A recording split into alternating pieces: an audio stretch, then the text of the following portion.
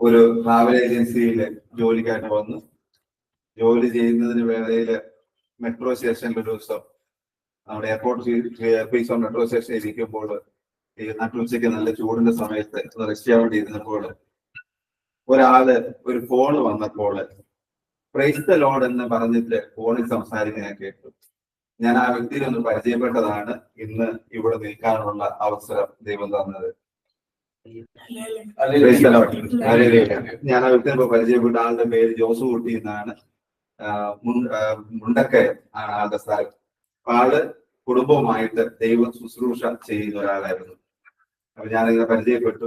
ഞാന് സാധാരണ പ്രാർത്ഥനക്കാരെയൊക്കെ കാണുമ്പോൾ ഒന്ന് വലിഞ്ഞ് നിൽക്കുന്ന ഒരു സ്വഭാവം പണ്ട് മുതൽ അങ്ങനെയാണ്. കാരണം എന്റെ അനിയൻ ഒരു അച്ഛനാണ്, ആള് ദൈവശുശ്രൂഷ ചെയ്യുന്ന ആളാണ്, ധ്യാന ഗുരുവാണ്, ധ്യാന ടീമുണ്ട്. കേരളത്തിൽ ഉടനീളം പല സ്ഥലത്തും പോയി ധ്യാനമൊക്കെ ചെയ്യുന്ന ഒരാളാണ്. അപ്പൊ ഞാന് ഈ ടീമിനെ കണ്ട് വന്നത് കൊണ്ട് ഒരു ധ്യാനം അല്ലെങ്കിൽ പ്രാർത്ഥനക്കാരെന്ന് കേൾക്കുമ്പോഴേ ഞാൻ ഒരു സൈഡിലേക്ക് മാറി നിൽക്കും. കാരണം എനിക്കറിയാം ഇവരുടെ ഒരു നേച്ചർ എന്താണ്, ധ്യാനം എങ്ങനെ നടക്കുന്നത്, ടീം ആയിക്കോട്ടെ. കാരണം ഞാൻ ഇവരുമായിട്ട് വളരെ അടുത്ത് ഇടപെടുന്നുണ്ട്. കാരണം എന്റെ അനിയനാണ് ഇത് നയിക്കുന്നത്, ധ്യാന ടീമുണ്ട്. അപ്പൊ ഇവരുടെയൊക്കെ സ്വഭാവവും ഇവരുടെ ഞാനൊക്കെ എനിക്ക് അറിയുന്നത് കൊണ്ട് ഞാൻ പലപ്പോഴും ഇവരിൽ നിന്നൊരു അകലം ഇങ്ങനെ പാലിക്കാറുണ്ട്. എന്നാലും പ്രാർത്ഥിക്കണം, ദൈവത്തെ ഒന്ന് അറിയണം, അനുഭവിക്കണം എന്നൊക്കെയുള്ള ഒരു ആഗ്രഹമുണ്ട്.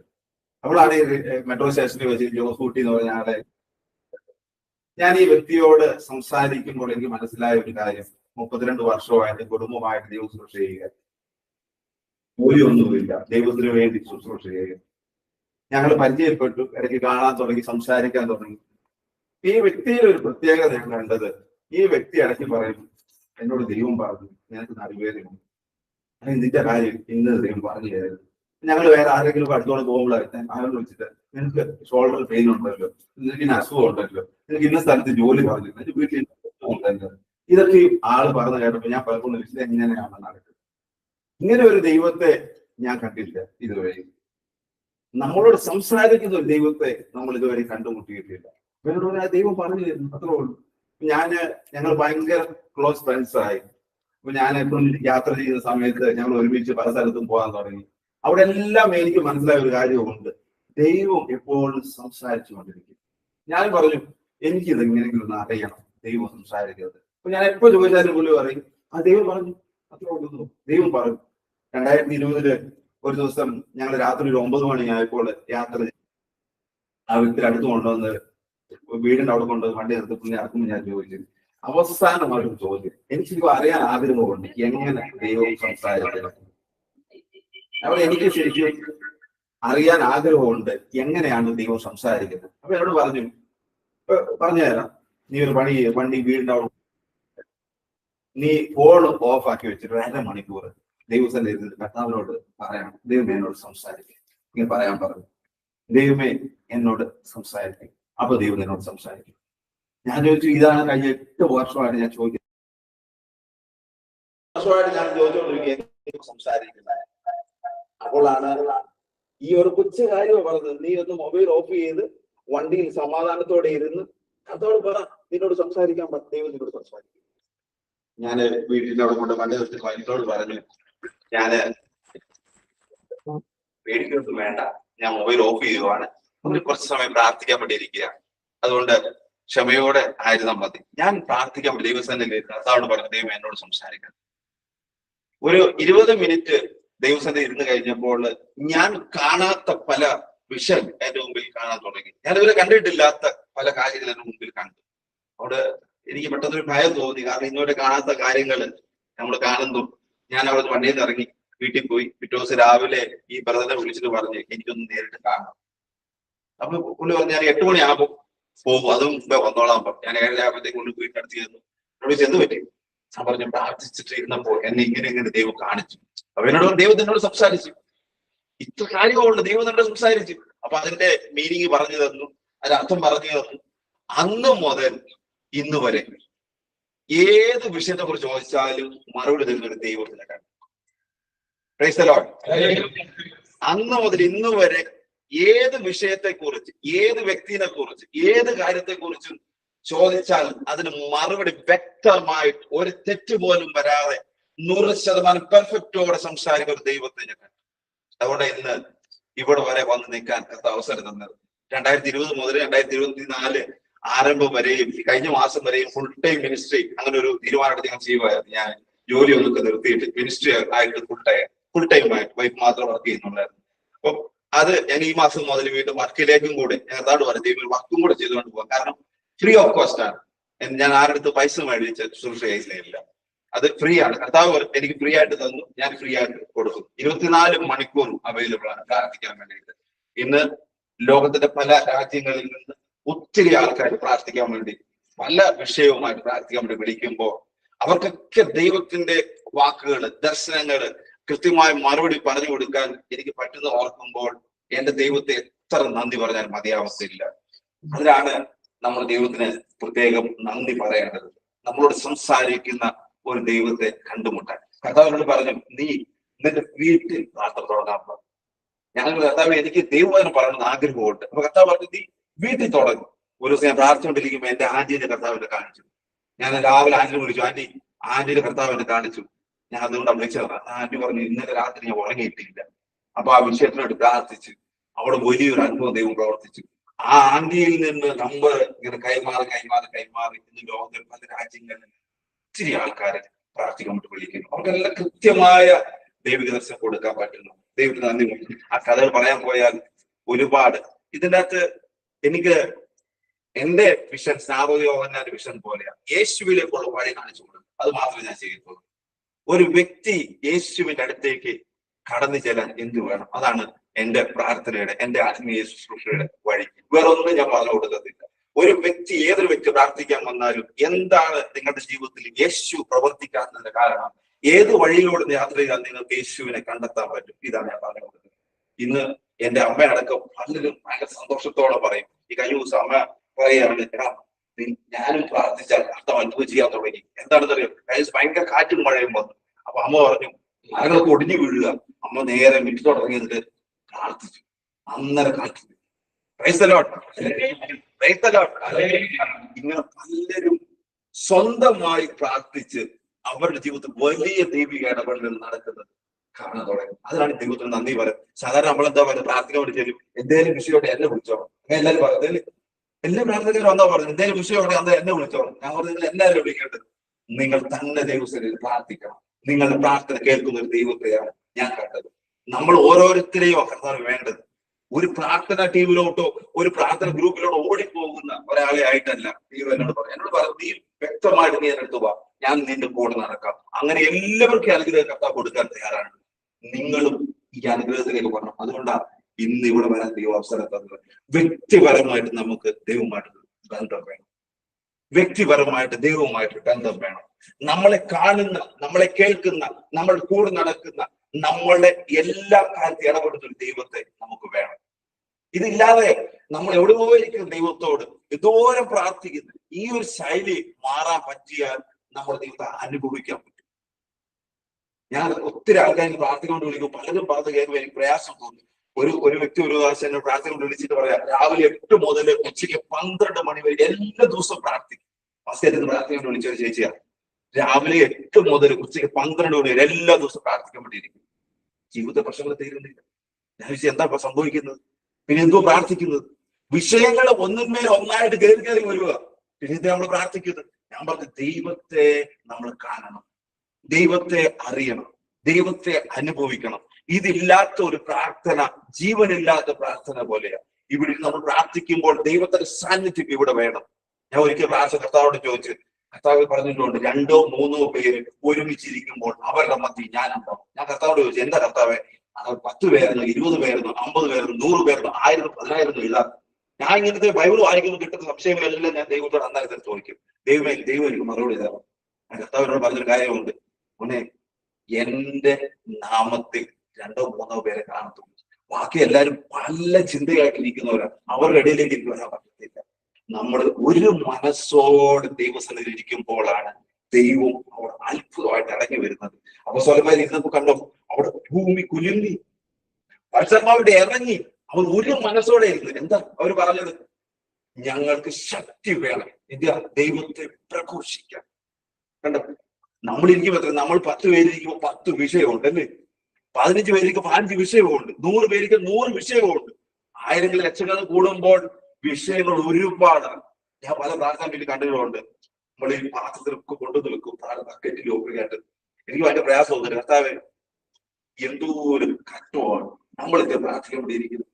എന്റെ പരിശുദ്ധാത്മാവിനെ എനിക്ക് ലഭിക്കണമെന്ന് ആരും പറഞ്ഞിട്ടില്ല. ഞാൻ ഈ 4 വർഷം ശുശ്രൂഷയ്ക്കിടയ്ക്ക് പല സ്ഥലത്ത് ഞാൻ ചെന്ന് പറഞ്ഞു, നിങ്ങൾക്ക് ആർക്കെങ്കിലും പരിശുദ്ധാത്മാവ് വേണമെങ്കിൽ എന്നോട് പറയണം. ഇന്ന് ഒരാൾ പോലും പറഞ്ഞിട്ടില്ല. ഒരു ദിവസം ഞാൻ വെള്ളിയാഴ്ചത്തെ ഞാൻ ഈ ഓൺലൈൻ 2 പ്രയർ മീറ്റിംഗ് നടത്തുന്നുണ്ട്. വെള്ളിയാഴ്ച പ്രയർ മീറ്റിംഗ് വേണ്ടി തയ്യാറെടുക്കുമ്പോൾ കർത്താവിനോട് പറഞ്ഞ് യൂട്യൂബ് ഓപ്പൺ ചെയ്യും. യൂട്യൂബ് ഓപ്പൺ ചെയ്തപ്പോൾ ദൈവം പറഞ്ഞു, നീ അട്ടപ്പാടി സെഹിയോൻ ധ്യാന കേന്ദ്രം, നിങ്ങൾക്ക് അറിയുന്നതായിരിക്കും, ലൈവ് പ്രോഗ്രാം നടക്കുന്നത് ഓപ്പൺ ചെയ്യാം. ഓപ്പൺ ചെയ്തു. അതിന്റെ മെസ്സേജ് കമന്റ്സ് വായിക്കണം. ഞാൻ നോക്കുമ്പോൾ 900ഓളം കമന്റ്സ് ഉണ്ട്. ഞാനൊരു 100-150 കമന്റ്സ് വായിച്ചു. അന്നേരം ക്രിസ്ത്യാനികളുടെ എല്ലാ പേരുണ്ട്. അല്ലെങ്കിൽ നമ്മുടെ പേര് വായിക്കും അറിയാതെ അവരെല്ലാം പറയും, എന്റെ സ്ഥലം വിൽക്കാൻ വേണ്ടി പ്രാർത്ഥിക്കണം, എന്റെ വീട്ടിൽ ഷെയർ കിട്ടാൻ വേണ്ടിയിട്ട്, മോന്റെ ജോലി കിട്ടാൻ വേണ്ടിയിട്ട്, മോൾ എക്സാം പാസ്സാകാൻ വേണ്ടിയിട്ട്. ഇങ്ങനെ ഒരു 150 എണ്ണം വായിച്ചപ്പോൾ അതിലൊരു മെസ്സേജ് ഒന്ന് ശ്രദ്ധിച്ചോളാൻ പറഞ്ഞു.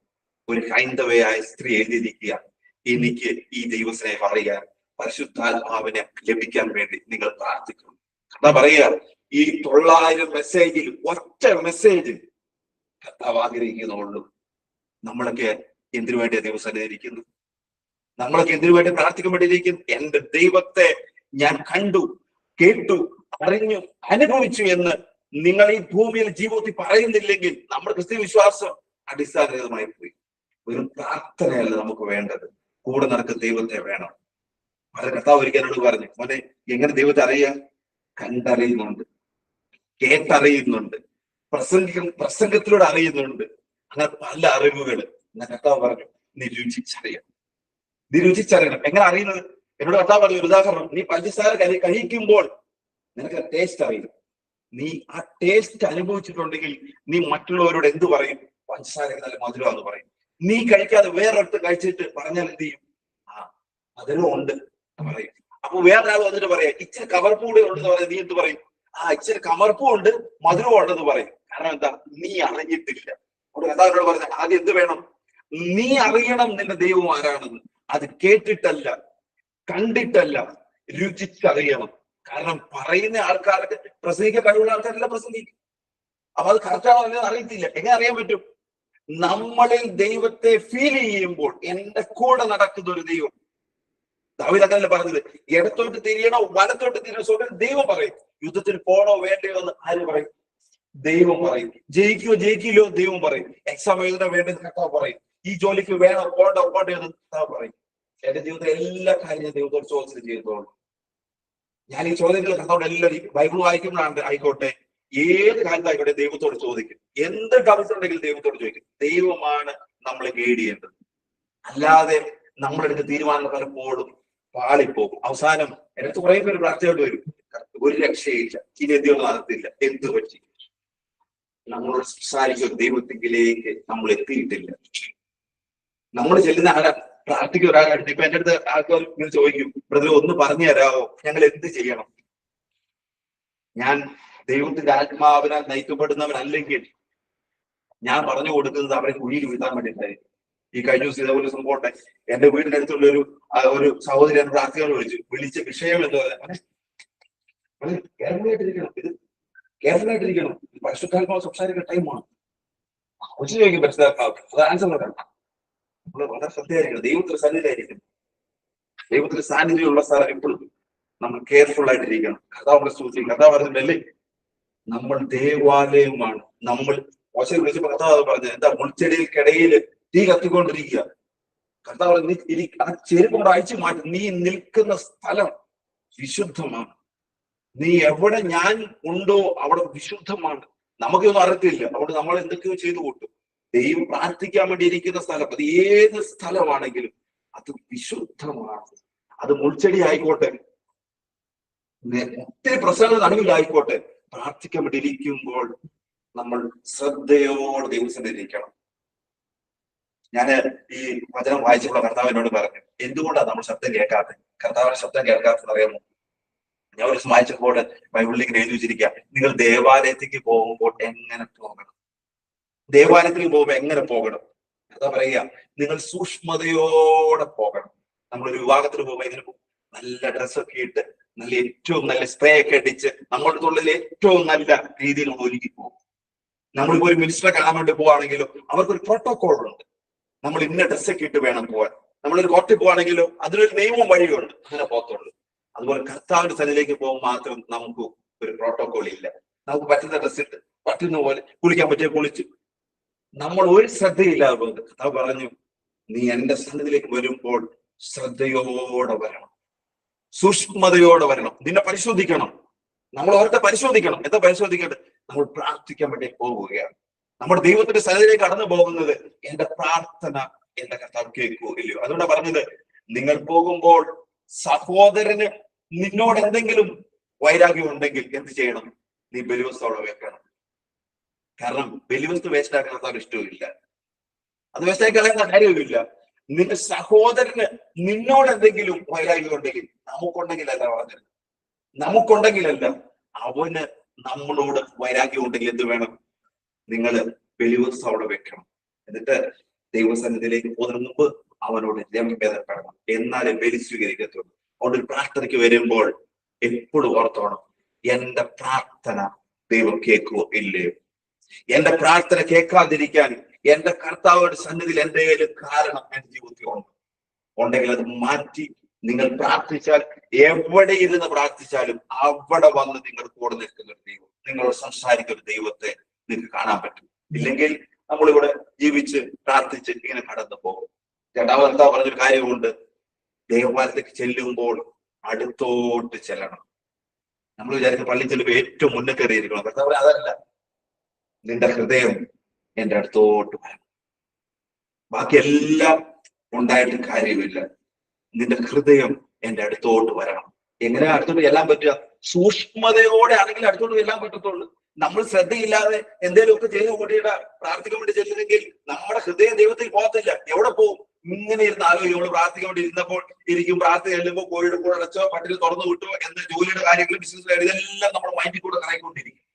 അവിടെ എന്ത് ചെയ്യും? നമ്മുടെ പ്രാർത്ഥന എവിടെയും എത്തത്തില്ല, അത് സ്വർഗത്തിലേക്ക് എത്തുന്നില്ല. അതുകൊണ്ട് എന്ത് വേണം? നമ്മുടെ ഹൃദയം ദൈവത്തിന്റെ അടുത്തോട്ട് ചെല്ലണം. കഥ പറയാ, നീ എന്റെ ശബ്ദം കേട്ടിട്ട് വേണം തിരിച്ചു പോകാൻ. നമ്മൾ പ്രാർത്ഥിക്കൊണ്ടിരിക്കുമ്പോൾ ദൈവം പറഞ്ഞൊരു കാര്യം, നീ ഇരുന്നിട്ട് എണീറ്റ് പോകുന്നതിന് മുമ്പേ എന്റെ ശബ്ദം ഒന്ന് കേൾക്കണം.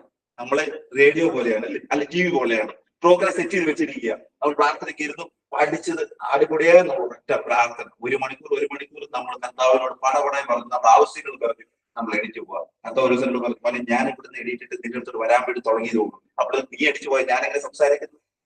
നീ ഒരു 10 മിനിറ്റെങ്കിലും എന്റെ വാക്ക് കേൾക്കണം ഇരിക്കുക. നീ ചോദിച്ചവർക്ക് മറുപടി എനിക്ക് പറഞ്ഞു തരണ്ടേ? എന്തുകൊണ്ട് നിന്റെ പ്രാർത്ഥന കേട്ടത് ഞാൻ ഇങ്ങനെ പറഞ്ഞു തരിക? അന്ന് ഇരിക്കാനൊരു സമയം, കുറച്ച് സമയം ദൈവത്തിന്റെ സന്നിധിയിൽ ഇരിക്കുക. ദൈവത്തിന്റെ വാക്ക് കേൾക്കുന്നവരായിട്ട് നമ്മൾ മാറണം. ഓരോ ദിവസവും പ്രാർത്ഥിക്കൊണ്ടിരിക്കുമ്പോൾ എന്റെ കർത്താവ് എന്നോട് എന്ത് പറയാനുണ്ട്? എന്റെ പ്രാർത്ഥന ഞാൻ ദൈവസന്നിധിയിൽ കർത്താവോട് പറയും, ദൈവം എന്നോട് സംസാരിക്കണം, വേറെ ഒന്നും പറയത്തില്ല. അപ്പൊ കർത്താവിന് സംസാരിക്കണം, കർത്താവ് കാണിച്ചു തരും. ദൈവത്തിന് ആർക്കുവേണ്ടി വേണ്ടി പ്രാർത്ഥിക്കണം, ദൈവം പ്രാർത്ഥിക്കാൻ വേണ്ടി ആളെ കാണിച്ചു തരും. ഏതൊക്കെ വിഷയങ്ങളുണ്ടോ ആ വിഷയങ്ങൾ ദൈവം കാണിച്ചു തരും. നമ്മുടെ ആത്മീയ ജീവിതത്തെ ഒന്ന് ചെറിയ രീതിയിൽ ഒന്ന് ടേൺ ചെയ്താൽ നമ്മൾ ഈ ഭൂമിയിൽ ഏറ്റവും അനുഗ്രഹിക്കപ്പെട്ടവരായി മാറും. ദൈവം കൂടെ നടക്കുന്ന ഫീലിംഗ് നമുക്ക് കിട്ടും. അങ്ങനെയാണെങ്കിൽ ദാവീദിന് കിട്ടിയ പോലെ പറയും, മോനെ ഇത് നിനക്ക് യോജിച്ചതല്ല, ഇത് നിനക്ക് യോജിച്ചതാ, നീ ഇന്ന തീരുമാനം എടുക്കുക, ഇന്ന വഴിയിലൂടെ പോലും ഒരു വ്യക്തിയെ കാണുമ്പോ പറയും, അവന് ഇന്ന വേദനയുണ്ട്, നീ അവന് വേണ്ടി പ്രാർത്ഥിക്കും, ഞാൻ അവനെ എണീപ്പിക്കാം, ഞാൻ അവനെ സൗഖ്യപ്പെടുത്താം. ഇത് പറയാൻ നമ്മുടെ കൂടെ ദൈവം ഉണ്ടാകും. ഇന്ന് പലരുടെ ജീവിതത്തിൽ കണ്ടു, ഒരു പിശാച് ബാധയുടെ അടുത്തോടെ പോകുമ്പോൾ നമ്മൾ പേടിക്കും. അവന്റെ അടുത്ത് പോയെങ്കിൽ അവൻ നമ്മളെ ഫൈറ്റ് ചെയ്യും. ഇന്ന് ഞാൻ എല്ലാവരും പറഞ്ഞ കാര്യം, എവിടെ പിശാച് കൊടുത്തിട്ടുണ്ട് എന്നെ വിളിച്ചു, ഞാൻ പോകാം. കാരണം എന്നെ ദൈവം പഠിപ്പിച്ചിട്ടുണ്ട് എങ്ങനെയാണ് പ്രാർത്ഥിക്കേണ്ടത്, എങ്ങനെയാണ് ദൈവസ്ഥലം നിൽക്കേണ്ടത്, ദൈവം എന്താണ് ആഗ്രഹിക്കുന്നത്, നമ്മൾ എങ്ങനെ പോകണം, ഇതൊക്കെ പഠിപ്പിച്ചിട്ടുണ്ട്. എല്ലാം ദൈവം പഠിപ്പിച്ച. ഞാൻ ബൈബിൾ കോളേജ് പഠിച്ചിട്ടില്ല, ഒരു ധ്യാന സെന്ററിൽ പോയി പഠിച്ചിട്ടില്ല, എവിടെ പോയി പഠിച്ചിട്ടില്ല, ആരുടെ ക്ലാസ്സിൽ പോയി പഠിച്ചിട്ടില്ല.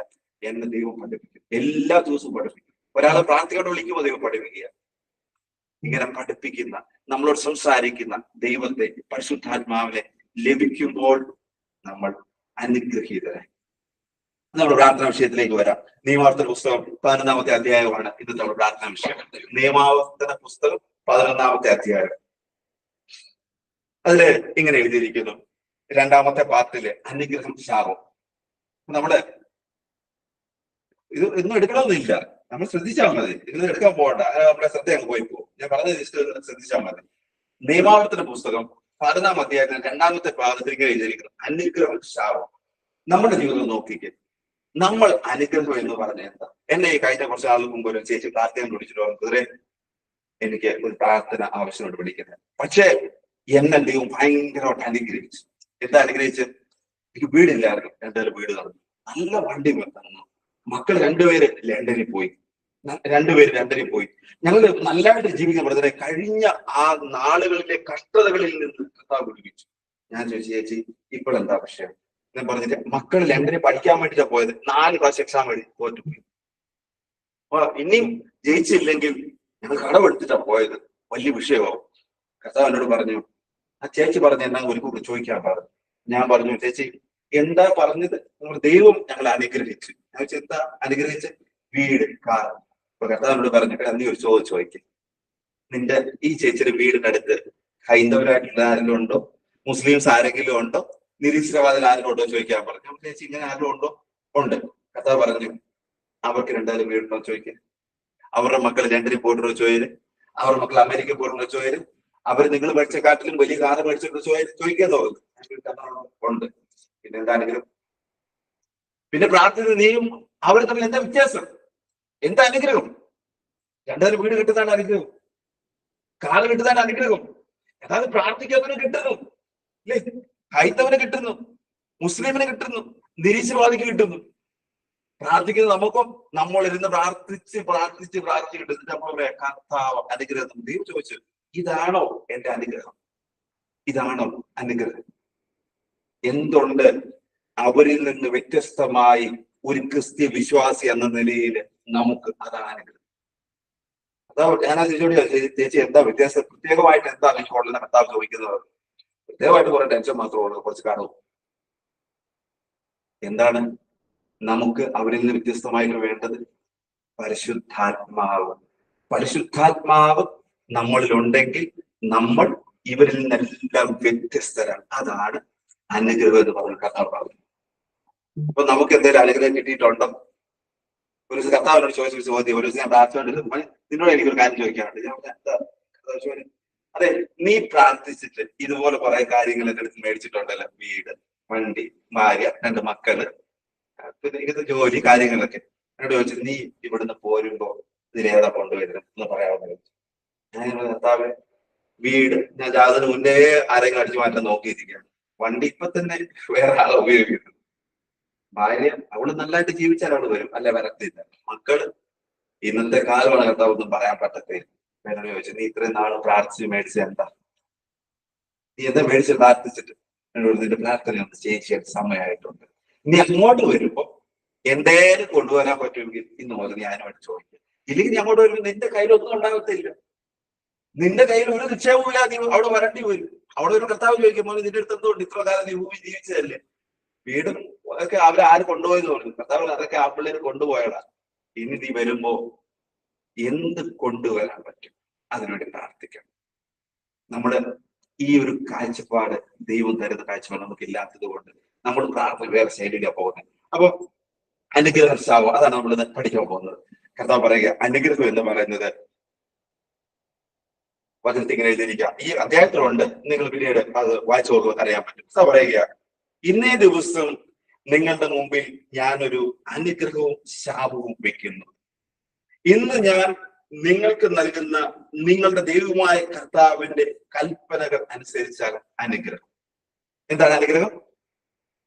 കർത്താവിന്റെ കൽപ്പന അനുസരിച്ചിട്ട് ഈ ഭൂമിയിൽ ആർക്ക് ജീവിക്കാൻ പറ്റും? അതാണ് സ്വർഗം പറഞ്ഞ അനുഗ്രഹം. നമ്മൾ പറഞ്ഞ അനുഗ്രഹമല്ല, അത് വേറെയാണ്. നമ്മൾ ഈ ഭൂമിയിലേക്ക് നോക്കിയിട്ട് അനുഗ്രഹത്തെ പറഞ്ഞു. ദൈവം പറഞ്ഞ അനുഗ്രഹം എന്നാണ്? ഈ ഭൂമിയിലെ ജീവിതത്തിൽ ദൈവം തരുന്ന കൽപ്പനകൾ പാലിച്ച്, അതിന് ഒരു വിശദീകരണം ഇപ്പോഴത്തെ കർത്താവ് കൊടുക്കുന്നുണ്ട്. പൂർണ്ണ ഹൃദയത്തോടും പൂർണ്ണ ആത്മാവോടും കൂടെ ദൈവത്തെ സ്നേഹിക്കുകയും. അപ്പൊ 2 കാര്യങ്ങൾ ഇതിനകത്ത് വരുന്നത്. ഒന്ന്, കൽപ്പന പാലിക്കുകയും പൂർണ്ണ ഹൃദയത്തോടും പൂർണ്ണ ആത്മാവോടും കൂടെ ദൈവത്തെ സ്നേഹിക്കാൻ പറ്റിയാൽ അതാണ് അനുഗ്രഹം. നമുക്ക് ഈ അനുഗ്രഹം ഇതുവരെ കിട്ടിയിട്ടുണ്ടോ? ഈ അനുഗ്രഹത്തിലൂടെ നമ്മൾ പ്രാർത്ഥിച്ചിട്ടും ഇല്ല, ഇത് നമുക്കൊട്ട് കിട്ടിയിട്ടും ശരിയല്ല നമ്മൾ പറഞ്ഞത്. അപ്പൊ കർത്താവ് പറഞ്ഞ അനുഗ്രഹം എന്താ?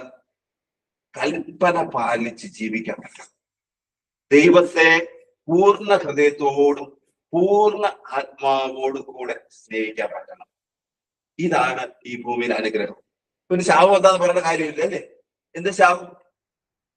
കൽപ്പന പാലിച്ച് ജീവിക്കാതെ, കർത്താവിനെ സ്നേഹിക്കാതെ, അന്യദേവന്മാരുടെ പുറകെയൊക്കെ ഈ ഭൂമിയിലെ ജീവിതത്തിലെ സന്തോഷത്തിനും സമാധാനത്തിനും ഒക്കെ നോക്കിയിട്ട് നമ്മൾ ഈ ഭൂമിയിലേക്ക് നോക്കിയിട്ട് എന്തൊക്കെ നേടാമെന്ന് വിചാരിച്ച് നമ്മുടെ ജീവിതത്തെ കുറിച്ച് കർത്താവ് എന്ന് പറയുന്നത് അത് അനുഗ്രഹമല്ല, ശാപമാണ്.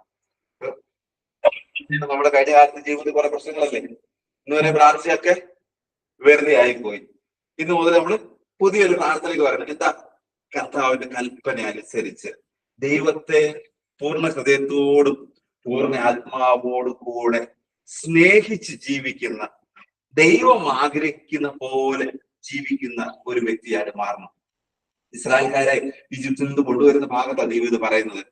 ഇനി നമ്മൾ അടുത്ത കാര്യം, ഈ അനുഗ്രഹം നമ്മുടെ ജീവിതത്തിലേക്ക് വന്നാൽ, ശാപ ജീവിതത്തിലേക്ക് വന്നാൽ എന്താണ് സംഭവിക്കാൻ പോകുന്നത്? രണ്ടു മൂന്ന് ഉദാഹരണങ്ങൾ പെട്ടെന്ന് എടുക്കാം. ഒരുപാട് വലിയൊരു വിഷയമാണ്. എന്നാലും ഒന്ന്, നമുക്ക് ആദത്തിന്റെ ഹവ്വയുടെ ജീവിതത്തിൽ നടന്നു പോകാം. ആദവും ഹവ്വയും കൂടെ കർത്താവ് അവരെ സൃഷ്ടിച്ചിട്ട് ഏത് തോട്ടത്തിൽ കൊണ്ടുപോയിട്ട് പറഞ്ഞു, നിങ്ങൾ സ്നേഹിച്ച് കൂട്ടുകൂടി ഇവിടെ കൃഷിയൊക്കെ നോക്കി സന്തോഷത്തോടെ ജീവിക്കണം. പക്ഷെ ഒറ്റ കാര്യം, ഈ നടുവിൽ നിൽക്കുന്ന ആ മരത്തിന്റെ പഴം മാത്രം കഴിക്കില്ല, ബാക്കിയൊന്നും കുഴപ്പമില്ല. ഇത് പറഞ്ഞിട്ട് ദൈവം പോകും. ഒരു കൽപ്പന കൊടുത്തിട്ട് പോയി. ഞാൻ കർത്താവോട് ഒരിക്കൽ ചോദിച്ചു, കർത്താവേ, ഒരു ചാൻസ് ആ ഹവ്വയ്ക്ക് ഭാഗത്തിന് വീണ്ടും കൊടുത്തില്ലല്ലോ. കർത്താവ് ഒരിക്കൽ പറഞ്ഞു, മനുഷ്യൻ തെറ്റ് ചെയ്തു പോയി, എന്നാൽ ഒരു ചാൻസ് കർത്താവ് കൊടുത്തിരുന്നെങ്കിൽ നല്ലതായിരുന്നു. കർത്താവിനോട് പറഞ്ഞു, ഒരു ചാൻസ് ഞാൻ കൊടുത്തായിരുന്നു, പക്ഷെ അവരുടെ കുരുട്ട് ബുദ്ധി കൊണ്ട് അവരെ ചാൻസ് തള്ളിക്കളഞ്ഞു. അപ്പൊ എന്നോട് പറഞ്ഞു, കർത്താവ് പറഞ്ഞു, എടാ, ഈ പിശാച് വന്നിട്ട് ഹവ്വയോട് പറഞ്ഞു, ഈ പഴം കഴിച്ചാല് നീ ദൈവത്തെ പോലെ ആകുന്നു. എന്നാല് ഈ ഹവ്വയ്ക്ക് തിരിച്ചൊരു ചോദ്യം ചോദിക്കാറ്, എന്നിട്ട് നീ ഇത് കഴിച്ചത് എന്താ ദൈവം ചോദിക്കത്തില്ലായിരുന്നു. ആ ചോദ്യം ചോദിക്കായിരുന്നു ദൈവത്തോട്, അല്ല പിശാചിനോട് ചോദിക്കായിരുന്നു. അപ്പോൾ എന്തുകൊണ്ട് ചോദിച്ചില്ല? ഇവൻ തിന്നുന്നതിന് മുന്നേ തിന്നിട്ട് എനിക്ക് ഇവന്റെ മുകളിൽ ഇരിക്കണം എന്നുള്ള ഒരു ചിന്ത വന്നതുകൊണ്ട് എന്ത് ചെയ്തു? ആ ചോദ്യം ചോദിച്ചില്ല, ഇവരെ പറ്റിക്കാമെന്ന് വിചാരിച്ചു അല്ലെ? പിശാചിനെ പറ്റിച്ച് ഇവന്റെ തലപ്പത്ത് കയറാമെന്ന് വിചാരിച്ച് ചെയ്ത് ചെയ്താന്ന് കർത്താവ് പറഞ്ഞു. നിങ്ങൾക്ക് വളരെ ഒരു തമാശയായിട്ട് തോന്നുമായിരിക്കും. ഞാൻ ഇങ്ങനെ ദൈവത്തോട് ചോദിക്കുമ്പോൾ ദൈവം ഇങ്ങനത്തെ മറുപടികളായിരിക്കും പറഞ്ഞു തരുന്നത്. അത് എന്റെ ആത്മജീവിതത്തെ ഒത്തിരി ഉയർത്തുന്നുണ്ട്. അപ്പോൾ ഞാൻ കർത്താവ്, എന്നാലും ഈ പിശാച് ഈ ഹവ്വയെ വീഴ്ത്താന് എങ്ങനെ സാധിച്ചു? അതാ കർത്താവ് പറഞ്ഞു, എടാ, ഞാന് ഇവരെ രണ്ടുപേരെയും എന്ത് പറഞ്ഞാ വിട്ടത്? നിങ്ങൾ സ്നേഹിക്കണം, കൂട്ടുകൂടണം എന്നൊക്കെ പറഞ്ഞ് ഇവര് ഒരുമിച്ച് ചേർത്താ വിട്ടതല്ലേ? സ്വന്തം വാരിൽ എടുത്തിട്ട് ഇവര് ഒന്നാക്കിയിട്ടാ വിട്ടത്. എന്നോട് ചോദിച്ചു, ഒരു ദിവസം ഒരാൾ നിന്റെ അടുത്ത് വന്നാൽ നീ വഴിതെറ്റി പോകുന്നു ചോദിച്ചു. ഞാൻ പറഞ്ഞ ഒരിക്കലും പോകത്തില്ല. നീ വഴിതെറ്റിന് എത്ര പ്രാവശ്യം ആ പിശാച് ഹവ്വയ്ക്ക് വന്നിട്ടുണ്ടാവും? എങ്ങനെ വഴിതെറ്റി? ഇവരെ രണ്ടുപേരെ ഒരുമിച്ച് വിട്ടതാ അല്ലേ? ഹവ്വ എപ്പോഴാ വഴിതെറ്റി? അത് നേരത്തെ സമയത്തല്ലേ? ഈ ഒറ്റയ്ക്ക് നടക്കുമ്പോൾ ഓർക്കണമെന്ന് പറഞ്ഞു. എടാ, രണ്ടുപേരെ ചേർത്ത് വിട്ട എന്ത് വേണം? അവർ ഒരുമിച്ച് ഇറങ്ങും. ഒരുമിച്ച് വന്നു കഴിഞ്ഞാൽ വരുമ്പോ അന്നേരം കൂടെ ഉള്ള ആൾ പറയും, ഇവര് ദൂഷിച്ചോളം നമ്മുടെ ദൈവം പറഞ്ഞിട്ടുണ്ട് ഇല്ലേ? അടുത്തയാൾ ഡയറക്റ്റ് ചെയ്യും. നമ്മുടെയൊക്കെ ജീവിതത്തിൽ നടക്കുന്നത് എന്താണെന്നറിയോ? ഇതേ കാര്യം നടക്കുന്നത്. നമ്മളെ കർത്താവ് ഒരുമിച്ച് ഒരു കുടുംബമായിട്ട് നിർത്തിയേക്കുക. നമ്മൾ രണ്ട് വഴിക്ക് പോവാ. അതുകൊണ്ട് എന്ത് ചെയ്യുക? തെറ്റി പോവുക, വഴിതെറ്റി പോവുക, പ്രശ്നങ്ങൾ തീരുന്നില്ല. നമ്മുടെ കർത്താവ് പറഞ്ഞത്, നിങ്ങളെ ഒരുമിച്ച് ചേർത്തിട്ടുണ്ടെങ്കിൽ ആ ഒരുമിച്ച് യാത്ര ചെയ്യണം. വേറൊരുത്തിന് ഇടയ്ക്ക് കയറിയാൽ എന്ത് ചെയ്യും? അവൻ നമ്മുടെ കുടുംബത്തെ തകർത്ത് കളയും. അവൻ വരാതെ എന്ത് ചെയ്യണം? നിങ്ങൾ തമ്മിൽ കാര്യങ്ങൾ, നിങ്ങളുടെ ജീവിതത്തിലെ കാര്യങ്ങൾ ഷെയർ ചെയ്യണം. ഒരുമിച്ച് ദിവസങ്ങൾ പ്രാർത്ഥിക്കണം. ഒരു മറ കുടുംബ ജീവിതത്തിൽ വരരുത്. കർത്താവ് ആ കാര്യം പറഞ്ഞിട്ട് പറഞ്ഞു, കൽപ്പന തെറ്റിച്ചുകൊണ്ട് എന്ത് ചെയ്തു? ശാപമുണ്ടായി, അവിടുന്ന് പുറത്താക്കപ്പെട്ടു. ഓക്കെ, അപ്പൊ അനുഗ്രഹം എന്താ? കൽപ്പന പാലിച്ച് ദൈവം പറഞ്ഞത് ആ സമയത്തെ ആ കൽപ്പന പാലിച്ച് അവിടെ ജീവിച്ചിരുന്നപ്പോൾ എന്താ? സന്തോഷത്തോടെ, ഒന്ന് അധ്വാനിക്കൊന്നും വേണ്ടല്ലേ? നല്ല ഫലങ്ങളുണ്ട്. പറിക്കുക, തിന്നുക, നടക്കുക. ദൈവം വരുമ്പോ സംസാരിക്കുക, ദൈവത്തിനായിട്ട് സന്തോഷത്തോടെ നിൽക്കുക. ഇതാണ് കർത്താവ് വീണ്ടും പറഞ്ഞത്. അനുഗ്രഹം എന്ന് പറയുന്നത് എപ്പോഴും ദൈവവുമായിട്ടുള്ള ഒരു കണക്ഷൻ ഉണ്ടാവും. എല്ലാ ദിവസവും ദൈവം അവരുടെ അടുത്ത് വന്നിരുന്നു. ശാപം എന്ന് പറഞ്ഞപ്പോ എന്താ? പിന്നീട് അവർക്ക് ദൈവത്തിൽ നിന്ന് അകന്നു പോകുന്ന അവസ്ഥ. അതേ കാര്യം വീണ്ടും എന്താ പറഞ്ഞല്ലേ, നിങ്ങൾ അന്യദേവന്മാരെയോ മറ്റു ലോകത്തിന്റെ ഇഷ്ടത്തിനനുസരിച്ചോ പോകുമ്പോൾ അത് ശാപമായിട്ട് വരും. എന്റെ ഒരു ഉദാഹരണം കൂടെ നോക്കാം നമുക്ക്. കായനും ആബേലും കൂടെ ബലി അർപ്പിക്കാൻ പോയി. കായനും ആബേലും ബലി അർപ്പിക്കാൻ വേണ്ടി പോയി. ഞാനൊരു ദിവസം കർത്താവ് ചോദിച്ചു, കർത്താവ് ഈ കായന്റെ കർത്താവ് ഇത്ര ക്രൂരമായിട്ട് പെരുമാറുണ്ടായിരുന്നു. കർത്താവ് പറഞ്ഞു, ഞാൻ പറഞ്ഞ കർത്താവ് അവൻ മോശം ബലിയായിട്ടൊന്നും വരാൻ സാധ്യതയില്ല, കർത്താവിന് ബലി അർപ്പിക്കുന്നതല്ലേ. അപ്പൊ എന്നോട് കർത്താവ് പറഞ്ഞു, അവൻ മോശം ബലിയായിട്ടൊന്നും അല്ല, അവൻ നല്ലത് തന്നെയാണ് കൊണ്ടുവന്നത്. കർത്താവ് അവനോട് പറഞ്ഞു, കായേനിലും അവന്റെ ബലിയിലും ദൈവം പ്രസാദിച്ചില്ല, ആബേലിലും അവന്റെ ബലിയിലും ദൈവം പ്രസാദിച്ചു. അപ്പൊ വചനത്തിൽ ഇങ്ങനെ പറഞ്ഞിരിക്കുന്നത്, ആദ്യം എന്ത് വേണമെന്ന് അറിയാമോ? നമ്മളിൽ ദൈവം പ്രസാദിക്കണം. അതാണ് അനുഗ്രഹം എന്ന് പറയുന്നത്. നമ്മളിൽ ദൈവം പ്രസാദിച്ചാലേ നമ്മുടെ ബലി അനുഗ്രഹിക്കപ്പെടത്തുള്ളൂ. എന്നിൽ ദൈവത്തിന് ഇട്ടുബലി എന്റെ ആളുകൾ എന്ത് കേൾക്കോ? ഒരിക്കലും കേൾക്കത്തില്ല. ഒരു ദിവസം ഒരു പ്രാവശ്യം ഒരു ചേച്ചി എന്നെ പ്രാർത്ഥിക്കാൻ വിളിച്ചിട്ട് എന്നോട് പറഞ്ഞത്, എന്റെ ജീവിതം എല്ലാവരും നല്ല അനുഗ്രഹമുള്ളവരാണ് വിളിക്കുന്നത്, അതുകൊണ്ട് പിന്നെ ഭയങ്കര സന്തോഷമുണ്ട്. വിളിക്കുന്ന ആൾക്കാരൊക്കെ എന്നെക്കാട്ടിലും നല്ല പ്രാർത്ഥനക്കാർ, അത് എല്ലാവരും നല്ല പ്രാർത്ഥിക്കുന്നവർ. ഞാൻ പറഞ്ഞു, എനിക്ക് ഭയങ്കര സന്തോഷമാണ് അങ്ങനെയുള്ള ആൾക്കാരെ കേൾക്കാൻ വേണ്ടി. അപ്പൊ ചേച്ചിയോട് പറഞ്ഞു, കോട്ടയം ജില്ല ഇടുക്കി എന്നുള്ള സ്ഥലത്താണ് വിളിക്കുന്നത്. ചേച്ചി വിളിച്ചിട്ട് പറഞ്ഞത് ഒരു വിഷയം എന്താ, എനിക്ക് മകന്റെ വൈഫ്, അതായത് മരുമോൾ, അവൾക്ക് IELTS പഠിപ്പിക്കുന്ന ആളാ, പക്ഷെ അവളെ എഴുതിയിരിക്കുന്നില്ല. 4-5 പ്രാവശ്യം എഴുതി, ഭയങ്കര പ്രയാസമാണ്. അവൾ IELTS പഠിപ്പിക്കുന്ന മക്കളൊക്കെ ജയിക്കുന്നില്ല. മാത്രമല്ല അവർക്കൊരു കുഞ്ഞുങ്ങളെ ഇതുവരെ കിട്ടിയിട്ടില്ല. ഈ അമ്മച്ചി പറയാണ്, അമ്മച്ചി പ്രാർത്ഥിച്ചതെല്ലാം ദൈവം കൊടുത്തു. അമ്മച്ചിക്ക് വീട് കൊടുത്തു, നല്ല അമ്മച്ചി എന്ത് ആഗ്രഹിച്ചു അതുപോലുള്ള ഹസ്ബൻഡിനെ കൊടുത്തു. അതുപോലെയുള്ള ഒരു ഹസ്ബൻഡ്. മകന്റെ വൈഫ് അങ്ങനെ വേണമെന്ന് പറഞ്ഞു, അതേ സ്വഭാവം, നല്ല സ്വഭാവം മോളെ കിട്ടി. പക്ഷെ ഇവിടെ ഒരു വിഷയം, ഇവർക്ക് കുഞ്ഞുങ്ങളെ കിട്ടുന്നില്ല. ഇവൾ ഒരു വഴി നോക്കുമ്പോൾ ഇവൾക്ക് വഴി തുറന്ന് കിട്ടുന്നില്ല. നമ്മുടെ അമ്മച്ചിയാണ് നല്ലതായിട്ട് പ്രാർത്ഥിക്കും, പള്ളിയിലൊക്കെ എല്ലാ ദിവസവും പോയി നല്ലതായിട്ട് പ്രാർത്ഥിക്കുന്നതാണ്. ഞങ്ങൾ അമ്മച്ചി കർത്താവ് ചോദിക്കട്ടെ. ഞാൻ ചോദിച്ചു, കർത്താവ് എന്ത് ഈ പാവം അമ്മച്ചിയുടെ കുടുംബത്തെ കർത്താവ് ഇങ്ങനെ ഒരു തല്ലൊരു ഇത് ഒരു അനുഗ്രഹമായിട്ട് ദൈവം ഇവരെ പരിഗണിക്കാത്ത എന്താ? അങ്ങനെ കർത്താവ് പറഞ്ഞു, ഒരു കുഞ്ഞിനെ നശിപ്പിച്ച് കളഞ്ഞിട്ട് പോലെ. അപ്പൊ ഞാൻ അമ്മച്ചി അമ്മച്ചി ഒരു കുഞ്ഞ് നഷ്ടപ്പെട്ടു പോയ കർത്താവ് പറഞ്ഞല്ലോ, അത് നമുക്ക് 28 വർഷം മുന്നേ സംഭവിച്ച ബ്രദറെ, അത് അന്നത്തെ സാഹചര്യം കൊണ്ട് പോയി. ഞാൻ പറയാം, അമ്മച്ചി ഇന്ന് നിങ്ങളുടെ കുടുംബത്തിന്റെ വഴി കർത്താവ് അടച്ചതിന് കാരണം ഈ ഒരു കാര്യമാണ്. അപ്പൊ അമ്മച്ചിയോട് ഞാൻ പറയാം, അമ്മച്ചി നിങ്ങൾ ദൈവസ്ഥയിൽ പ്രാർത്ഥിക്കുക. പ്രാർത്ഥന പറഞ്ഞു കൊടുത്ത് ഞങ്ങൾ ഒരുമിച്ച് പ്രാർത്ഥിച്ചു. അതിനുശേഷം ആ മോള് വേറെ ജോലിയിലേക്ക് പോയി. ഇപ്പോൾ പലപ്പോഴും നമുക്കിത് മനസ്സിലാവുന്നില്ല. നമ്മുടെ ജീവിതത്തിലെ ഒരു കാര്യം ദൈവസ്ഥയിൽ തടസ്സമായിട്ട് നിൽക്കുന്നുണ്ടെങ്കിൽ നമ്മൾ പ്രാർത്ഥന കേൾക്കത്തില്ല. അതുകൊണ്ട് കർത്താവ് ആദ്യം പറഞ്ഞത്, നിങ്ങൾ സൂക്ഷ്മതയുള്ളവരായിരിക്കണം. ദേവാലയത്തിലേക്ക് വരുമ്പോൾ, ഒരു പ്രാർത്ഥനാ സ്ഥലത്തേക്ക് പോകുമ്പോൾ, ദൈവസന്നിധിയിലേക്ക് വരുമ്പോൾ എന്റെ ബലി ദൈവം സ്വീകരിക്കുമോ ഇല്ലയോ എന്നുള്ള സൂക്ഷ്മതയുള്ളവരായിരിക്കണം. അവിടെ കായനോട് കർത്താവ് പറഞ്ഞത്, നിന്നിൽ ഞാൻ പ്രസാദിച്ചാലേ നിന്റെ ബലി ഞാൻ സ്വീകരിക്കത്തുള്ളൂ. അപ്പൊ അനുഗ്രഹം എന്താ? നമ്മളിൽ ദൈവം പ്രസാദിക്കുക എന്നുള്ളതാണ് അനുഗ്രഹം എന്ന് പറയുന്നത്. ഇനിയും ഉദാഹരണം പറയാൻ പോയ ഒത്തിരി ഉദാഹരണങ്ങളുണ്ട്, പക്ഷെ അതിലേക്ക് പോകണ്ട, നമുക്ക് തിരുവനന്തപുരത്തേക്ക് വീണ്ടും വരാം. ഇനി എന്താണ് ഈ അനുഗ്രഹത്തിൽ, അതായത് കർത്താവിന്റെ കൽപ്പന പാലിച്ച് സ്നേഹത്തിൽ വിശ്വാസത്തിലും ഒക്കെ നിൽക്കുന്ന ഒരു വ്യക്തിയുടെ ജീവിതത്തിൽ എന്താണ് വരാൻ പോകുന്നത്? അതാണ് കർത്താവ് പറഞ്ഞത്, ഞാൻ ഇന്ന് തരുന്ന കൽപ്പനകളെല്ലാം നിങ്ങൾ അനുസരിക്കണം, എങ്കിൽ മാത്രമേ നിങ്ങൾ ശക്തരാകത്തുള്ളൂ.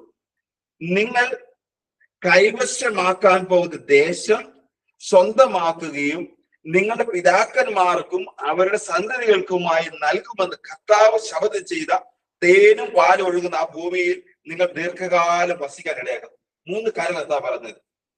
ഈ അനുഗ്രഹത്തിലേക്ക് വരുന്ന വ്യക്തിയുടെ ജീവിതത്തിൽ വരുന്ന 3 കാര്യങ്ങൾ. 1, നിങ്ങൾ ശക്തരാകും. 2, തേനും പാലും ഒഴുകുന്ന പിതാക്കന്മാർക്ക് ദൈവം വാഗ്ദാനം ചെയ്ത് അതേ സ്ഥലത്തേക്ക് നമ്മൾ എത്തും. 3, അവിടെ ദീർഘകാലം വസിക്കും. ഈ 3 കാര്യങ്ങൾ അനുഗ്രഹത്തോട് ചേർന്ന് നമ്മുടെ ജീവിതത്തിലേക്ക് വരുന്നു. ഇത് ദൈവം തരുന്നതാണ്. നമ്മള് ചെയ്യേണ്ട കാര്യം ഒന്നേ ഉള്ളൂ. കർത്താവ് പറഞ്ഞ കൽപ്പന പാലിച്ച് പൂർണ്ണ ഹൃദയത്തോടും പൂർണ്ണ ആത്മാവോടും കൂടെ ദൈവസന്നിധിയിൽ നിന്നാൽ എന്താ സംഭവിക്കുന്നത്? നമ്മൾ ശക്തിയുള്ളവരാകും. എന്ത് ശക്തി എന്ന് പറഞ്ഞാൽ എല്ലാ കാര്യത്തിലും നമ്മൾ ദൈവത്തിൽ ആശ്രയിക്കും. എന്ത് വന്നാലും ഒരു പ്രയാസവുമില്ല. ദാവീദ് കർത്താവ് പറഞ്ഞതുപോലെ, കാലിൽ കല്ല് തട്ടാതെയും മുള്ളുകൊള്ളാതെയും കാക്കുന്ന ഒരു ദൈവം ഏത് പ്രതിസന്ധി മുമ്പിലുണ്ടെങ്കിലും എന്റെ ദൈവം എന്നെ നടത്തും. ഇതാണ് ശക്തി എന്ന് പറയുന്നത്. രണ്ടാമത്തെ കാര്യം, പിതാക്കന്മാർക്ക് ദൈവം വാഗ്ദാനം ചെയ്തിട്ടുള്ള അതേ സ്ഥലത്ത് നമ്മളെ കൊണ്ടുചെല്ലും. എവിടെ തേനും പാലും ഒഴുകുന്ന സ്ഥലം. മൂന്നാമത്തെ കാര്യം, അവിടെ ദീർഘകാലം വസിക്കും. അവിടെ ദീർഘകാലം വസിക്കാൻ ദൈവം ഇടവരുത്തും. ഇനി അടുത്ത കാര്യം, ഇസ്രായേൽക്കാരോട് കർത്താവ് പറയുക, ഇനി നിങ്ങൾ കൈവശമാകാൻ പോകുന്ന ദേശം നിങ്ങൾ ഉപേക്ഷിച്ചു പോകുന്ന ഈജിപ്ത് പോലെയല്ല. അവിടെ വിത്ത് വിതച്ചതിന് ശേഷം ഒരു പച്ചക്കറി തോട്ടത്തിൽ എന്നപോലെ ക്ലേശിച്ച് നടക്കേണ്ടിയിരുന്നു. ഇനി അടുത്തൊരു കാര്യം കർത്താവ് പറയുക, നിങ്ങൾ ഈജിപ്തിലായിരുന്നു എന്താ ഇത്? നിങ്ങൾ കൃഷി ചെയ്തെടുക്കുന്ന പച്ചക്കറി തോട്ടത്തിലെ പോലെയാ. നിങ്ങൾ കൃഷി ചെയ്ത് വെള്ളം കൊണ്ട് ഒഴിക്കണം, വളം വീഴണം, എന്നിട്ട് നിങ്ങൾ 24 മണിക്കൂർ ഇതിന്റെ പുറകെ നടന്നാലേ എന്ത് ചെയ്യും? ഇതിനെ ഒന്ന് വളർത്തിയെടുക്കാൻ പറ്റും. ഇത് വളർന്നു വരത്തുള്ളൂ. കഥ പറയുക, എന്റെ ദേശത്തേക്ക് വരുമ്പോൾ ഞാൻ നിങ്ങൾക്ക് വാഗ്ദാനം ചെയ്ത കാര്യം എന്താണെന്നറിയാമോ? നിങ്ങൾ ഈജിപ്തിലായിരുന്നപ്പോൾ ചെയ്ത ഒന്നും നിങ്ങൾ ചെയ്യണ്ട. ഇവിടെ നിങ്ങൾ വിത്ത് കൊണ്ടിട്ടാൽ മതി, അതിന് ഞാൻ 100 മേനി വെള്ളം തരും. ഇതിനകത്ത് നമ്മൾ പറഞ്ഞ കാര്യമാണ്. കർത്താവ് ആഗ്രഹിക്കുന്ന രീതിയിലേക്ക് ഒരു ജീവിതത്തെ നമ്മൾ മാറ്റിയാണ്. അതാ പറയാ, നമ്മൾ കടന്ന് നിലവിളിക്കേണ്ട കാര്യമില്ല. 100 മേനി വെള്ളം തരുന്ന ഒരു ജീവിത വഴിയിലേക്ക് നമ്മളെ കൊണ്ടുപോകും. ഇത് ഭൗതിക ജീവിത കാര്യമല്ല. നമ്മൾ അന്നേരം പെട്ടെന്ന് എടുക്കും, നമ്മുടെ ജോലി ഉയർച്ച കിട്ടും, സമ്പത്ത് കൂടി വരും. ആത്മീയ ജീവിതത്തിലെ 100 മേനി വിത്ത് തരുന്ന കാര്യം കർത്താവ് പറയുന്നത്. ഭൗതിക ജീവിതത്തിലെ കാര്യം അതിന് ശേഷം കർത്താവ് ചേർക്കും. ആത്മീയ ജീവിതത്തിൽ 100 മേനി വെള്ളമുള്ളവരായിട്ട് നമ്മൾ മാറും. നമ്മുടെ ആത്മീയ ദർശനങ്ങൾ മാറും, നമ്മുടെ കാഴ്ചപ്പാടുകൾ മാറും, നമ്മുടെ ജീവിതത്തിലെ വീക്ഷണങ്ങൾ മാറും, നമ്മുടെ സംസാര ശൈലി മാറും. ഞാൻ പ്രാർത്ഥനയോടൊപ്പം എന്റെ വൈഫിനോട് പറഞ്ഞ കാര്യമാണ്. ഭയങ്കര സന്തോഷമുണ്ട് പ്രാർത്ഥനയ്ക്ക് വന്നത്. പക്ഷെ എന്താ, ആള് മൊത്തത്തിലൊന്ന് മാറിയിട്ടുണ്ട്. ദൈവത്തിന് നന്ദി പറയുന്നു. അല്ലെ, നമ്മുടെ കൂടെ നിൽക്കുന്ന ആൾക്കാർ പറയണം, എന്ത് പറയണം? ഈ പ്രാർത്ഥന കൊണ്ട് ആള് മൊത്തത്തിലൊന്ന് മാറി എന്ന് പറയുമ്പോഴാണ് നമ്മളുടെ പ്രാർത്ഥനാ ജീവിതം അനുഗ്രഹമാകുന്നത്. നമ്മുടെ ജീവിതത്തിൽ നോക്കിയാലും, നീ എന്തിനാ പ്രാർത്ഥിക്കാൻ പോകുന്നത് പലപ്പോഴും ചോദിക്കുമല്ലേ. എന്റെ ഒക്കെ നാട്ടില് ഞങ്ങൾ പള്ളിയിൽ പോകുന്ന ആൾക്കാർ പറഞ്ഞ് ഞങ്ങൾ തമാശയായിട്ട് ചോദിക്കും, ഞങ്ങൾ എന്തിനാ പള്ളിയിൽ പോകുന്നത് ചോദിക്കും. കാരണം എന്താ, പോയിട്ട് ഇങ്ങോട്ട് വന്നു കഴിഞ്ഞാൽ അടിയും പിടി ഒച്ചയും ബഹളമാണ്. പിന്നെ അവരെ കൊണ്ട് ആ നാട്ടില് ഉപദ്രവവും ഉണ്ട്. അപ്പോൾ നമ്മൾ പ്രാർത്ഥിക്കുമ്പോൾ മറ്റുള്ളവർക്ക് നമ്മളുടെ ദൈവത്തെ കാണാൻ പറ്റണം. നമ്മളെ കാണുമ്പോൾ ദൈവത്തിന്റെ വാക്ക് കേൾക്കാൻ പറ്റണം. ഈ ഒരു ശൈലി നമ്മുടെ ജീവിതത്തിലേക്ക് വരണം. എന്ത് വേണം? എന്നെ കാണുന്നവൻ എന്റെ കർത്താവിനെ കാണുന്നത് പോലെ ആയിരിക്കണം. എന്റെ ശബ്ദം കേൾക്കുന്നവൻ എന്റെ ദൈവത്തിന്റെ വാക്ക് കേൾക്കുന്ന പോലെ ആയി മാറണം. കർത്താവ് പറഞ്ഞത്, നീ ഈജിപ്തിൽ നിന്ന് വന്നത് പോലെയല്ല. ഈ ദേശത്തിന് പ്രത്യേകതയുണ്ട്. നീ കൽപ്പന പാലിച്ച് പൂർണ്ണ ഹൃദയത്തോട് പൂർണ്ണ ആത്മാവോട് കൂടെ എന്റെ അടുത്തേക്ക് ചേർന്ന് നിന്നാല് ഈജിപ്തിലെ കഷ്ടപ്പാട് പോലെയല്ല. ഇവിടെ നിനക്ക് 100 മേനി വിളവ് തരുന്ന ഒരു ദൈവം നിന്റെ കൂടെയുണ്ട്. ഇത് പ്രാർത്ഥിച്ചിട്ടല്ല, ഇത് നമ്മൾ പ്രത്യേകം ഇതിനായിട്ട് ഒന്നും ചെയ്യേണ്ട. ഒരു നോയന എടുക്കുകയോ അല്ലെങ്കിൽ നമ്മൾ എന്തെങ്കിലും ഉപവാസ പ്രാർത്ഥന ഒന്നും വേണ്ട. ആകെ ചെയ്യേണ്ട കാര്യം കർത്താവിനോട് ചേർന്ന് ജീവിക്കുന്നവരായിട്ട് നമ്മൾ മാറണം. വീണ്ടും കർത്താവ് പറയുക, എന്നാൽ നിങ്ങൾ കൈവശമാക്കാൻ പോകുന്ന ദേശം ധാരാളം മഴ കിട്ടുന്ന കുന്നുകളും താഴ്വരകളും നിറഞ്ഞതാണ്. നിങ്ങളുടെ ദൈവമായ കർത്താവ് സദാ പരിപാലിക്കുന്നതാണ്. വർഷത്തിൽ ആരംഭം മുതൽ അവസാനം വരെ എപ്പോഴും അവിടെ അതിനെ കടാക്ഷിച്ചുകൊണ്ടിരിക്കുന്നു. കർത്താവ് പറയുക, നിങ്ങൾ ചെന്ന് നിൽക്കുന്ന സ്ഥലത്തിന്റെ പ്രത്യേകത കണ്ടോ? ആരംഭം മുതൽ അവസാനം വരെയും ദൈവം നിങ്ങളെ സംരക്ഷിച്ചുകൊണ്ടിരിക്കും. ദൈവത്തിന്റെ സാന്നിധ്യമുള്ള ഒരു സ്ഥലമാണ്. അവിടെ മഴ ഒരിക്കലും മാറിപ്പോകത്തില്ല. നീ ഒരിക്കലും വെള്ളം കോരിക്കൊണ്ടുപോകുന്ന കഷ്ടപ്പെട്ട് നിന്റെ കൃഷി പൊഴിച്ച് അതിനെ നീ വളർത്തിക്കൊണ്ട് വരണ്ട. ദൈവം എല്ലാ സമയത്തും വെള്ളം ആവശ്യമുള്ളപ്പോൾ തന്നിരിക്കും. ഒരു വിശ്വാസിയുടെ ജീവിതത്തിൽ ഇത് ആവശ്യമാണ്. എവിടെയൊക്കെ നമ്മൾ വീഴുന്നു എന്ന് തോന്നുമ്പോൾ, എവിടെയൊക്കെ നമ്മൾ ബലം കുറയുന്നു എന്ന് തോന്നുമ്പോൾ, കർത്താവ് ജലമായിട്ട് നമ്മുടെ ജീവിതത്തിൽ വരേണ്ടതാണ്. ഈ ജലമായിട്ട് ബലമായിട്ട് ദൈവം നമ്മുടെ ജീവിതത്തിലേക്ക് വരുന്നില്ലെങ്കിൽ, പ്രതിസന്ധിയില് കർത്താവ് നമ്മുടെ കൈ പിടിക്കുന്നില്ലെങ്കിൽ, നമ്മുടെ ജീവിതത്തെ, നമ്മുടെ വിശ്വാസ ജീവിതത്തെ വളരെ പരിതാപകരമായ ഒരു സാഹചര്യത്തിലേക്ക് പോയത് എന്ന് നമുക്ക് മനസ്സിലാക്കാം. അത് കർത്താവ് പറയുകയാണ്, ദൈവം തരുന്ന അനുഗ്രഹം നിങ്ങൾ സ്വീകരിക്കണം. ഞാൻ ഈ പറയുന്നത് പ്രയാസമാകുന്നുണ്ടോ? ഒരു സംശയമാണ്, ഞാൻ ഈ പറയുന്ന കാര്യങ്ങൾ പ്രയാസമാകുന്നുണ്ടോ? ഇല്ല അല്ലേ? നമ്മുടെ ആ പ്രാർത്ഥന ശൈലി ചെറിയൊരു കുഴപ്പമൊന്നും ഇല്ലല്ലോ. ഇല്ല, കർത്താവ് അനുഗ്രഹിക്കട്ടെ. കുഴപ്പമില്ല, ദൈവം അനുഗ്രഹിക്കട്ടെ. Hallelujah, hallelujah. അതിന്റെ കർത്താവ് വീണ്ടും വചനത്തിലേക്ക് വരുമ്പോ പറയുകയാണ്, അടുത്ത ഭാഗത്തിലേക്ക് വരുമ്പോൾ കർത്താവ് പറയുകയാണ്, നിങ്ങൾക്ക് ധാരാളം ധാന്യങ്ങളും വീഞ്ഞും എണ്ണയും സമൃദ്ധമായി ലഭിക്കത്തക്ക വിധം നിങ്ങളുടെ ഭൂമിക്ക് ആവശ്യമായ ശരത്കാല വൃഷ്ടിയും വസന്തകാല വൃഷ്ടിയും യഥാസമയം അവിടുന്ന് നൽകും. നിങ്ങൾക്ക് ഭക്ഷ്യവിഭവം നൽകുന്ന കന്നുകാലികൾക്ക് ആവശ്യമായ പുല്ല് നിങ്ങളുടെ മേച്ചിൽ സ്ഥലത്ത് ഞാൻ മുളപ്പിക്കും. അങ്ങനെ നിങ്ങൾ സംതൃപ്തരാകും. എന്ന് പറഞ്ഞാൽ നമ്മളോട് ചേർന്ന് നിൽക്കുന്നവരും നമ്മുടെ എല്ലാ ഇടപെടുന്നവരും നമ്മുടെ എല്ലാ കാര്യത്തിലും ഒരു ദൈവിക ഇടപെടൽ കാണാൻ പറ്റും. കൃഷി മാത്രമല്ല, ആത്മീയ ജീവിതത്തിലും ഭൗതിക ജീവിതത്തിലും നമ്മുടെ എല്ലാ കാര്യത്തിലും നമ്മളോട് ചേർന്ന് നിൽക്കുന്നവരിൽ പോലും അത്ഭുതങ്ങളും അടയാളങ്ങളുമായിട്ട് കർത്താവ് കൂടെ നിൽക്കുന്നത് കാണാൻ പറ്റും. അവസാനം കർത്താവ് പറയാ, നിങ്ങൾക്ക് സംതൃപ്തി ഉണ്ടാകും. ഇതാണ് അനുഗ്രഹത്തിന്റെ അടയാളം. എന്താണ്? സംതൃപ്തി. അതാണ് അനുഗ്രഹത്തിന്റെ അടയാളം എന്ന് പറയുന്നത്. ഇന്ന് നമ്മുടെ ജീവിതത്തിൽ ഇല്ലല്ലേ? ഏതേലും വ്യക്തികൾ സംതൃപ്തരായിട്ടുള്ളവരെ കാണാൻ പറ്റും? ഒരിക്കലും പറ്റത്തില്ല. കാരണം വിഷയങ്ങളുടെ ഒരു പെരുമഴയായിട്ടാണ് നമ്മൾ നടക്കുന്നത്. എന്തൊക്കെ കർത്താവ് തന്നാലും നമുക്ക് തൃപ്തിയില്ല. എന്തൊക്കെ കർത്താവ് തന്നാലും നമുക്ക് തൃപ്തിയില്ല. അതിൽ കർത്താവ് പറഞ്ഞത്, നമ്മൾക്ക് സംതൃപ്തി ലഭിക്കുമ്പോഴാണ് നമ്മൾ അനുഗ്രഹിക്കപ്പെട്ടവരായി മാറുന്നത്. എങ്ങനെ സംതൃപ്തി ലഭിക്കുന്ന കൊച്ചു കാര്യമാണ്. ഒന്ന്, കൽപ്പന പാലിക്കണം. രണ്ട്, പൂർണ്ണ ഹൃദയത്തോടും പൂർണ്ണ ആത്മാവോടും കൂടെ കർത്താവോട് ചേർന്ന് നിൽക്കണം. കർത്താവ് സ്തോത്രം. വീണ്ടും തിരുവനന്തപുരത്തേക്ക് വരാം. കർത്താവ് പറയുകയാണ്, ആകയാൽ ഈ വചനം ഇനി എങ്ങനെയാണ് ഈ അനുഗ്രഹത്തിലേക്ക് നമ്മൾ എത്താൻ പോകുന്നത് കർത്താവ് പറയാൻ പോകുന്നത്.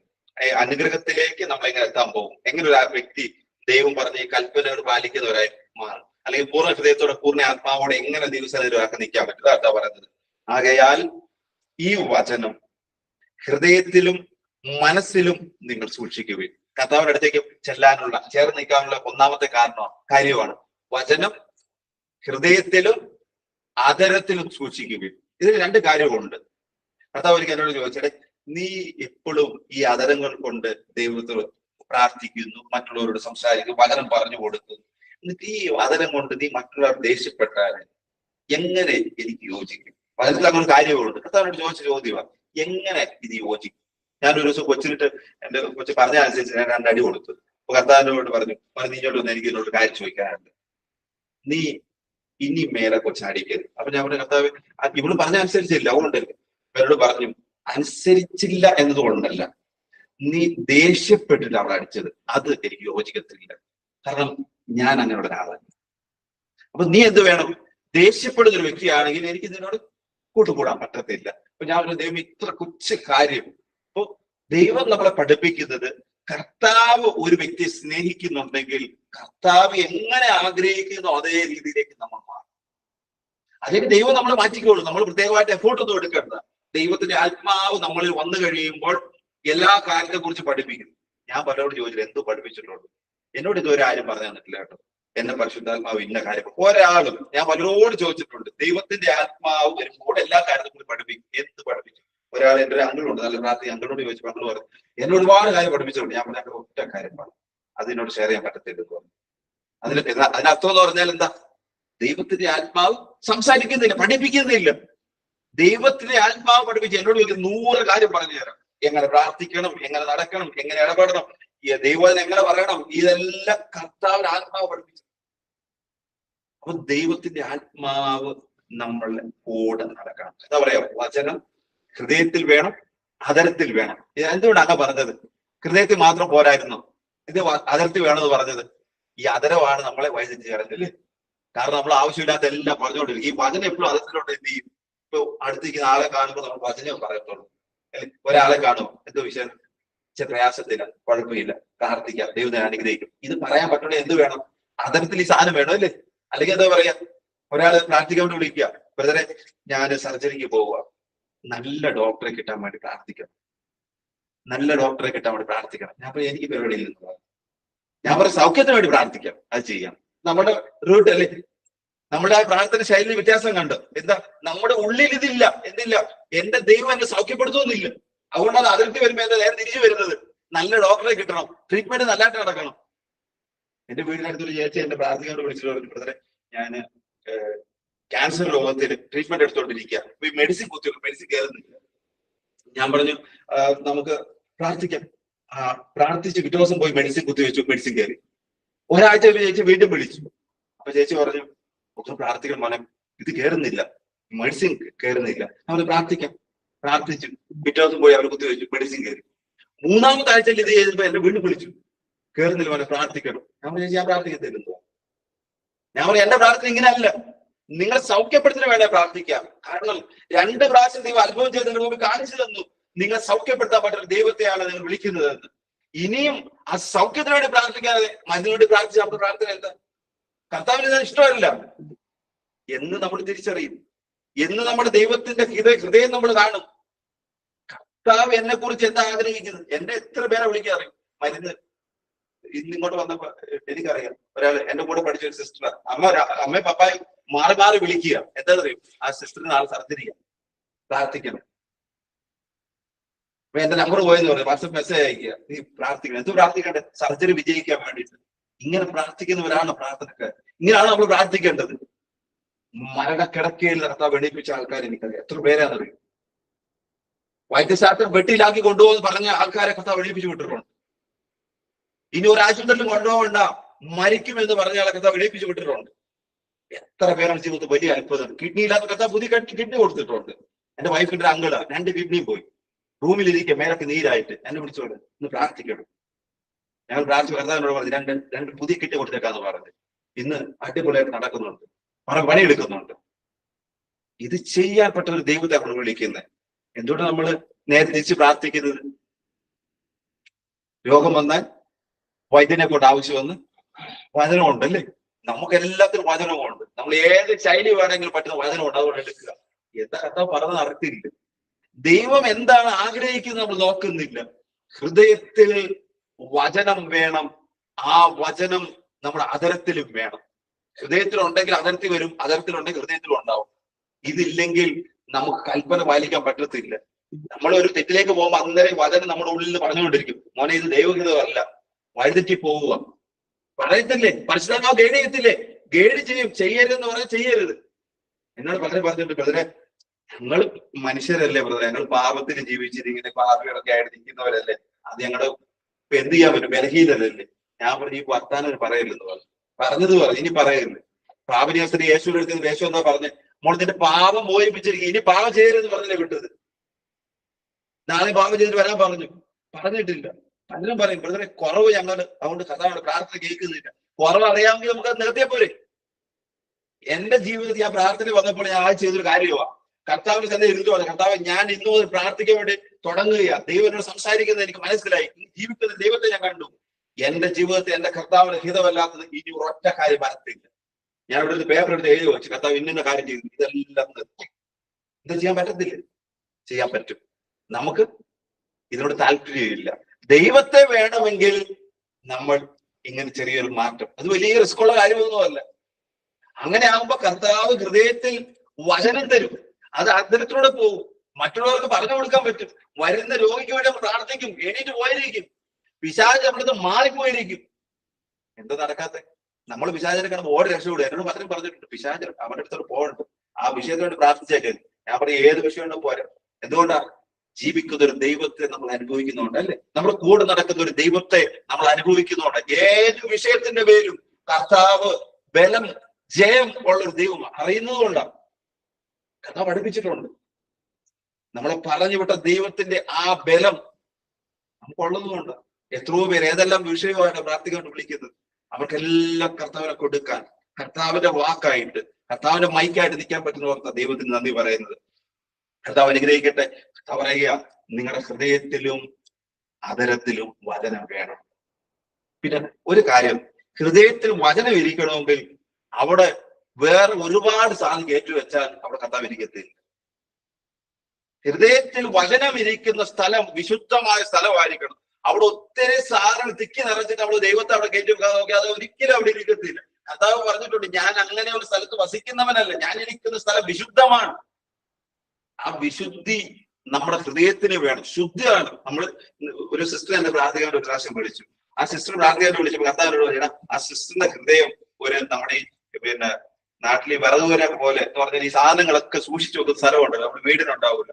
ഈ സാധനം സൂക്ഷിച്ചു വെക്കുന്ന പോലെ ഒത്തിരി സാധനം കുത്തി ഇറച്ചിരിക്കുക. എന്നോട് പറഞ്ഞു നീ എന്ത് പറഞ്ഞാലും കയറത്തില്ലെന്ന്, നീ എന്ത് പറഞ്ഞാലും പുള്ളിക്കാരി ഏറ്റെടുത്തില്ലെന്ന് പറഞ്ഞു. ഞാൻ സിസ്റ്ററോട് സിസ്റ്റർ എന്തിനാ പ്രാർത്ഥിക്കാൻ വിളിച്ച് സിസ്റ്റർ പറഞ്ഞു ഒരു രക്ഷയില്ല, ഫുള്ള് രോഗമാണ്, തല മുതൽ അടിവരെ രോഗമാണ്, പ്രാർത്ഥിക്കണം. പ്രാർത്ഥിച്ചു, സൗഖ്യപ്പെട്ടു. ഒരാഴ്ച സിസ്റ്ററിനെ വിളിച്ചു പറഞ്ഞു വീണ്ടും വേദന, വീണ്ടും പ്രാർത്ഥിച്ചു, സൗഖ്യപ്പെട്ടു. 3 ദിവസം കഴിഞ്ഞ് എന്നെ വിളിച്ചു വീണ്ടും വേദന, പ്രാർത്ഥിച്ചു, അവിടെ സൗഖ്യപ്പെട്ടു. ഇതിങ്ങനെ ഒരു 2 മാസം ആയപ്പോൾ ഞാൻ പറഞ്ഞു ഈ പണി നടക്കത്തില്ല. ഞാൻ പറഞ്ഞു ഞാൻ പ്രാർത്ഥിച്ചിട്ട് ഇനി പ്രാർത്ഥിക്കുന്നുള്ളൂ. ഞാൻ ദൈവത്തോട് ദൈവം എന്താ? അപ്പൊ എന്നോട് കഥ പറഞ്ഞു നീ ഒരു പണി സിസ്റ്ററോട് ചോദിക്കും, സിസ്റ്റർ എങ്ങനെ പ്രാർത്ഥിച്ചോയത്? ഞാൻ പറഞ്ഞു സിസ്റ്ററെ എങ്ങനെ സിസ്റ്റർ ദൈവസ്ഥനെ പ്രാർത്ഥിക്കുന്നു? സിസ്റ്റർ പറഞ്ഞു എന്റെ പ്രാർത്ഥന ഞാൻ ഇങ്ങനെ പ്രാർത്ഥിക്കും, എന്റെ വേദനകളെല്ലാം ഞാൻ കർത്താവിന്റെ കുരിശോട് ചേർത്ത് വെക്കും. രണ്ടാമത് എന്റെ വേദനകളെല്ലാം മറ്റുള്ളവർ രക്ഷയ്ക്കായിട്ട് ഞാൻ സമർപ്പിക്കും. മൂന്നാമത്തെ പ്രാർത്ഥന ഈ വേദനകളെല്ലാം സഹിക്കാനുള്ള ശക്തിക്ക് വേണ്ടി ഞാൻ പ്രാർത്ഥിക്കും. ഞാൻ പറഞ്ഞു സിസ്റ്ററെ ഞാൻ എന്താ പ്രാർത്ഥിക്കുക ഇവിടെ? ഞാൻ പ്രാർത്ഥിക്കുകയാണ് കർത്താവെ സിസ്റ്ററുടെ വേദന പൂർണ്ണമായിട്ട് സൗഖ്യപ്പെടുത്തുന്നത്. സിസ്റ്ററോട് പ്രാർത്ഥിക്കാൻ ഇത് സഹിക്കാനുള്ള ശക്തി തരണേ. രണ്ടാമത്തത് ഈ എന്റെ വേദന എന്റെ കർത്താവിന്റെ കുരിശോട് ചേർത്ത് വയ്ക്കുന്നു. മൂന്നാമത്തത് മറ്റുള്ള രക്ഷയ്ക്കായിട്ട്. ഞാൻ പറഞ്ഞിട്ട് പൊന്നു സിസ്റ്റർ നമുക്ക് പരിപാടി നിർത്തിയേക്കാം. സിസ്റ്റർ അത് ചെയ്ത് ചെല്ലുകയോ കുഴപ്പമില്ല. നമ്മുടെ ദൈവസന്നിധി പറഞ്ഞ വാക്കുകൾ പോലും നമ്മൾ ശ്രദ്ധിക്കുന്നില്ല അല്ലേ? നമ്മുടെ കർത്താവിന്റെ സന്നിധി പറഞ്ഞ വാക്കുകൾ പോലും ശ്രദ്ധിക്കുക. കർത്താവ് പറഞ്ഞ നിന്റെ ഹൃദയത്തിലെ നിരൂപണങ്ങൾ എന്റെ അടുത്ത് നിൽക്കുകയാണ്, നിന്റെ കൊച്ചു വാക്ക് വരെ എന്റെ മുമ്പിൽ ഇങ്ങനെ നിൽക്കുക. നമ്മളോട് ഇതെല്ലാം പറയുന്നത് ഇത് വെച്ചിട്ടാണ് നമ്മൾ പ്രാർത്ഥിക്കാൻ വേണ്ടി ഇരിക്കുന്നത്. എന്നിട്ടാണ് നമ്മൾ ഈ കർത്താവെ വിളി അവിടെ എത്തുവോ? എത്തത്തില്ല. കർത്താവ് നീ എന്തോരം വിളിച്ചാലും ഇവിടെ എത്തത്തില്ലെന്നു. കാരണം എന്താ? നീ ചെയ്തെല്ലാം അതിന്റെ മുകളിൽ കയറിയിരിക്കുന്നു. നീ ഈ വായ് കൊണ്ട് എന്തെല്ലാം പറഞ്ഞിട്ടുണ്ടോ ആ വാക്കുകളെല്ലാം നീ കർത്താവിൽ വിളിക്കുമ്പോൾ മുകളിൽ കയറിയിരിക്കും. ഇത് ഇവിടേക്ക് ഇടിച്ചിരിക്കത്തോളൂ. നമ്മൾ പരിശോധിക്കണം എവിടാണ് നമുക്ക് കുറവുള്ളത്. എന്റെ ദൈവസ്നേഹം അനുഭവിക്കാൻ, എന്റെ കർത്താവിന്റെ ഹൃദയത്തിലേക്ക്, ആ ഹൃദയത്തിന്റെ ഇഷ്ടത്തിനനുസരിച്ച് നമുക്ക് നിൽക്കുന്നതിന് എവിടാണ് കുറവുള്ളത്. ഓക്കെ, വീണ്ടും തിരുവനന്തപുരത്തേക്ക് വരാം. കർത്താവ് വീണ്ടും പറയുക, 2 1 ഈ വചനം ഹൃദയത്തിലും മനസ്സിലും അതരത്തിൽ സൂക്ഷിക്കുകയും അടയാളമായി അവയെ നിങ്ങളുടെ കയ്യിൽ കെട്ടുകയും പട്ടമായി നെറ്റിത്തടത്തിൽ അവയെ ധരിക്കുകയും ചെയ്യുവിൻ. നിങ്ങൾ വീട്ടിലിരിക്കുമ്പോഴും യാത്ര ചെയ്യുമ്പോഴും കിടക്കുമ്പോഴും എഴുന്നേൽക്കുമ്പോഴും അവയെ പറ്റി സംസാരിച്ചു കൊണ്ട് നിങ്ങളുടെ മക്കളെ പഠിപ്പിക്കണം. അടുത്ത കാര്യം ഇതാ, ഇത് നമ്മളുടെ മേത്ത് നമ്മൾ ധരിക്കണം എന്ന് പറഞ്ഞാൽ കിടക്കുമ്പോ, ഉറങ്ങുമ്പോ, നടക്കുമ്പോ, ജോലി ചെയ്യുമെല്ലാം എന്തിനെ പറ്റിയാണ് ധ്യാനിക്കണ്ടേ? വചനത്തെ പറ്റി, ദൈവത്തെ ഓർത്തോണ്ട് നടക്കണം. നമുക്ക് ഒരിക്കലും സാധിക്കാത്തൊരു കാര്യമല്ലേ? നമ്മൾ നടക്കും, നമുക്ക് ഇഷ്ടംപോലെ പ്രശ്നമുണ്ട് ഓർക്കാൻ വേണ്ടിയിട്ട്. അതിനിടയ്ക്ക് എപ്പോഴേലും നേരം കിട്ടിയ ഹല്ലേലൂയ പറയും, ഒരു സ്തോത്രം പറയും, പ്രൈസ് ദി ലോർഡ് പറയും. എന്താ പറയാ, നീ ദൈവത്തോട് ചേർന്ന് നിൽക്കാൻ വേണ്ടിട്ട് ഒത്തിരി കാര്യങ്ങളൊന്നുമില്ല, എടുത്താൽ പോകുന്ന കാര്യങ്ങൾ വളരെ സിമ്പിൾ ആണ്. എന്താ? എപ്പോഴും ദൈവത്തെ ഓർത്ത് നടക്കണം. എപ്പോഴും നിന്റെ ഹൃദയത്തിലും അതരത്തിലും, പിന്നെ കിടക്കുമ്പോഴും ഉറങ്ങുമ്പോഴും യാത്ര ചെയ്യുമ്പോഴും ഒക്കെ ഇത് വേണം, ദൈവത്തെ ഓർത്തോണ്ട് നടക്കണം. മാത്രമല്ല മക്കളെ പഠിപ്പിക്കണം. നീ സ്വന്തമായിട്ട് പഠിച്ച് പ്രാർത്ഥനക്കാരനായ പോരാ, നിന്റെ വീട്ടിൽ ഇത് വേണം. എന്റെ ഭാര്യയെ നല്ലൊരു പ്രാർത്ഥിക്കുന്ന ഒരാളാണ്. ദൈവത്തിന് നന്ദി പറയുന്നത്. നമ്മൾ പ്രാർത്ഥിക്കുമ്പോൾ ദൈവത്തിന് വിഷം കൊടുക്കും. നല്ല അനുഭവങ്ങളാണ് ഞങ്ങളുടെ പ്രാർത്ഥന ജീവിതത്തിൽ ഞങ്ങൾ നിലനിൽക്കുക. കാരണം ശക്തമായ അനുഭവങ്ങളിലൂടെയാണ് ഞങ്ങൾ കടന്നു പോകുന്നത്. ഒരു വ്യക്തി പ്രാർത്ഥിക്കാൻ വേണ്ടി വിളിച്ചാൽ ആ വ്യക്തിയുടെ ജീവിതത്തിൽ പിശാചിന്റെ ബാധ്യത ഉണ്ടെങ്കിൽ ആ പിശാച് ഞങ്ങളുടെ വീട്ടിൽ വരും. പിന്നെ ഞങ്ങളോട് സംസാരിക്കും. അങ്ങനെ ഒരുപാട് അനുഭവമുണ്ട്. ഞാൻ പലപ്പോഴും പറയും, നമ്മളുടെ ഈ പ്രാർത്ഥനാ ജീവിതം നമ്മളൊരു നാടകം കാണാൻ വേണ്ടി നിൽക്കുമ്പോൾ ആ സ്റ്റേജിൽ 3 മണിക്കൂർ കാണുന്ന പരിപാടി നമ്മളൊക്കെ കണ്ടിട്ടുണ്ട്. ഇതിന്റെ പുറകിൽ ഒത്തിരി വർഷത്തെ റിഹേഴ്സൽ ഉണ്ട്, ഒത്തിരി വർഷത്തെ കാര്യങ്ങൾ ഇതിന്റെ പുറകിലുണ്ട്. ഇത് നമ്മൾ ഇന്ന് കണ്ടിട്ടില്ല. നമ്മൾ ആ സ്റ്റേജിൽ കാണുന്ന പ്രോഗ്രാം കണ്ടിട്ടുണ്ട്. ഇതിന്റെ പുറകിൽ ഒരു വലിയ ദൈവിക ഇടപെടലുകളുണ്ട്. കർത്താവ് നയിക്കുന്നതുണ്ട്. എങ്ങനെ നമ്മുടെ ജീവിതത്തിൽ കർത്താവ് വരും? കർത്താവ് പറയുക, ഇത് നിങ്ങളുടെ ഹൃദയത്തില്, ജീവിതത്തില് വചനം നമ്മുടെ ജീവിതം എപ്പോഴും നമ്മുടെ കൂടെ ഉണ്ടായിരിക്കണം. നമ്മൾ കിടക്കുമ്പോഴും ഉറങ്ങുമ്പോഴും ജോലി ചെയ്യുമ്പോഴും യാത്ര ചെയ്യുമ്പോഴും വചനത്തെ കുറിച്ച് ധ്യാനിക്കണം. അപ്പോൾ ദൈവം നിങ്ങളോട് സംസാരിക്കും, പരിശുദ്ധാത്മാവ് നിങ്ങളോട് ഗൈഡ് ചെയ്യും. അപ്പോൾ നമുക്ക് ശരിക്കും അറിയാൻ പറ്റും. ഞാൻ കിടന്ന് ഉറങ്ങുമ്പോഴാണ് കർത്താവ് ഒത്തിരി കാലം പഠിപ്പിക്കുന്നു. എങ്ങനെ പ്രാർത്ഥിക്കണം, അല്ലെങ്കിൽ വേറെ ആൾ പ്രാർത്ഥിക്കണം, നാളെ നടക്കാൻ പോകുന്ന കാര്യങ്ങൾ. ഞാൻ ഇവിടെ ഇരിക്കും, പലപ്പോഴും വീട്ടിൽ നടക്കുന്ന കാര്യങ്ങൾ ഞാൻ ഇവിടെ കാണും. ഞാൻ അവരെ വിളിച്ചു ചോദിക്കും, ഇന്ന കാര്യങ്ങൾ വീട്ടിൽ നടക്കാൻ ദൈവം കാണിച്ചല്ലോ. അപ്പൊ അവർ ഇത് എങ്ങനെ അറിഞ്ഞു? ഇത് പറയുന്ന ദൈവം നമുക്കുണ്ടെന്ന്, നമുക്കിത് കിട്ടുന്നില്ല. ഒരു ആന്റി, എന്റെ ഒരു ആന്റി എന്നെ കുറിച്ച് ഇതിങ്ങനെ പറഞ്ഞുകൊണ്ടിരിക്കുക. അപ്പോഴാണ് ഞാൻ പ്രാർത്ഥിച്ചുകൊണ്ടിരിക്കുമ്പോൾ ആന്റിക്ക് സംസാരിക്കാറുണ്ട്. കാരണം ഞാൻ വിളിച്ചു, ആന്റി എന്താ എന്നെ കുറിച്ച് പറഞ്ഞത്? എന്നോട് എന്ത് പറഞ്ഞു? ഇനി മേലെ നിന്നെ കുറിച്ച് സംസാരിക്കത്തില്ല. കാരണം എന്താ? നമ്മളോട് സംസാരിക്കുന്ന ദൈവമുണ്ട്, നമ്മളോട് സംസാരിക്കുന്ന ദൈവമുണ്ട്. ഇങ്ങനെ ഒരു ദൈവത്തെ നിങ്ങൾക്ക് വേണം. ഒരുപാട് സമയം നീട്ടുന്നില്ല, നമുക്ക് വളരെ വേഗം പ്രാർത്ഥന അവസാന ഭാഗങ്ങളിൽ കടന്നു പോകാം. കർത്താവ് പറയുക, ഞാൻ നിങ്ങൾക്ക് ഈ രീതിയിൽ ജീവിതം നിങ്ങൾ നയിക്കുകയാണെങ്കിൽ അപ്പോൾ നിങ്ങളുടെ പിതാക്കന്മാർക്ക് നൽകുമെന്ന് കർത്താവ് ശപഥം ചെയ്ത നാട്ടിൽ നിങ്ങളും മക്കളും ദീർഘകാലം ഭൂമിക്ക് മുകളിൽ ആകാശം ഉണ്ടായിരിക്കുന്നിടത്തോളം കാലം വസിക്കും. ഈ പറഞ്ഞ കാര്യങ്ങൾ ഹൃദയത്തിലും അതരത്തിലും വചനം വേണം.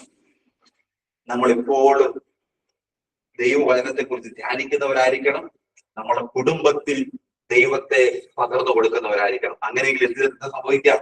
ദീർഘകാലം ഈ ഭൂമിയിൽ യാതൊരു കുറവും വരാതെ ദൈവം നമ്മളെ ഇരുത്തും. അതാണ് പറയുന്നത്. അതാണ് വാഗ്ദാനം. എത്ര ഇതല്ലേ? അപ്പൊ അനുഗ്രഹം ലഭിക്കാൻ വേണ്ടി എന്താ വേണ്ടത്? ഈ കാര്യം എന്താണ്? വചനം പാലിക്കണം, പൂർണ്ണ ഹൃദയത്തിൽ പൂർണ്ണ ആത്മാവോടെ ദൈവത്തെ സ്നേഹിക്കണം. അങ്ങനെയാണെങ്കിൽ അനുഗ്രഹത്തിന്റെ ആ വഴികൾ കർത്താവ് പറഞ്ഞ എന്താ? കൃഷി ചെയ്യാന് നമ്മൾ ഒരുപാട് കഷ്ടപ്പെടണ്ട. നമ്മൾ ഈ കർത്താവ് പാലിച്ച് ജീവിക്കുന്നവരാണെങ്കിൽ ബാക്കി എല്ലാ കർത്താവ് ഒന്നൊന്നായി ചേർത്ത് തരും. അതുകൊണ്ട് വചനം പറഞ്ഞാല് ആദ്യം രാജ്യവും നീതിയും അന്വേഷിക്കുക, ബാക്കിയെല്ലാം ഞാൻ കൂട്ടിച്ചേർക്കും. എങ്ങനെയാ? നമ്മളിതൊക്കെ വായിക്കുന്നുണ്ട്, നമുക്ക് അറിയത്തില്ല എങ്ങനെയാ ആ രാജ്യവും നീതിയും അന്വേഷിക്കുന്നതായി മാറുന്നത്. എങ്ങനെയാ? കർത്താവ് പറഞ്ഞ പോലെ എപ്പോഴും ദൈവവചനം നമ്മുടെ കൂടെ വേണം. ഹൃദയത്തിൽ അതരത്തിലും വേണം, ജീവിതത്തിൽ വേണം, ഉറക്കത്തിൽ വേണം, ജോലി സ്ഥലത്ത് വേണം, എല്ലാത്തിലും വേണം. നമുക്ക് മാത്രം പോരാ, നമ്മുടെ കുടുംബത്തിൽ വേണം. ഇത് മക്കളെ പഠിപ്പിക്കണം, ഇത് ഭാര്യയിൽ വേണം. നമ്മൾ പറയുന്ന പ്രശ്നം എന്താ? നമുക്ക് ഈ ഒറ്റയ്ക്ക് ഈ സാക്ഷ്യമുള്ളൂ, മറ്റുള്ള സാക്ഷ്യങ്ങളില്ലല്ലേ? കുടുംബത്തിൽ സാക്ഷ്യമില്ല.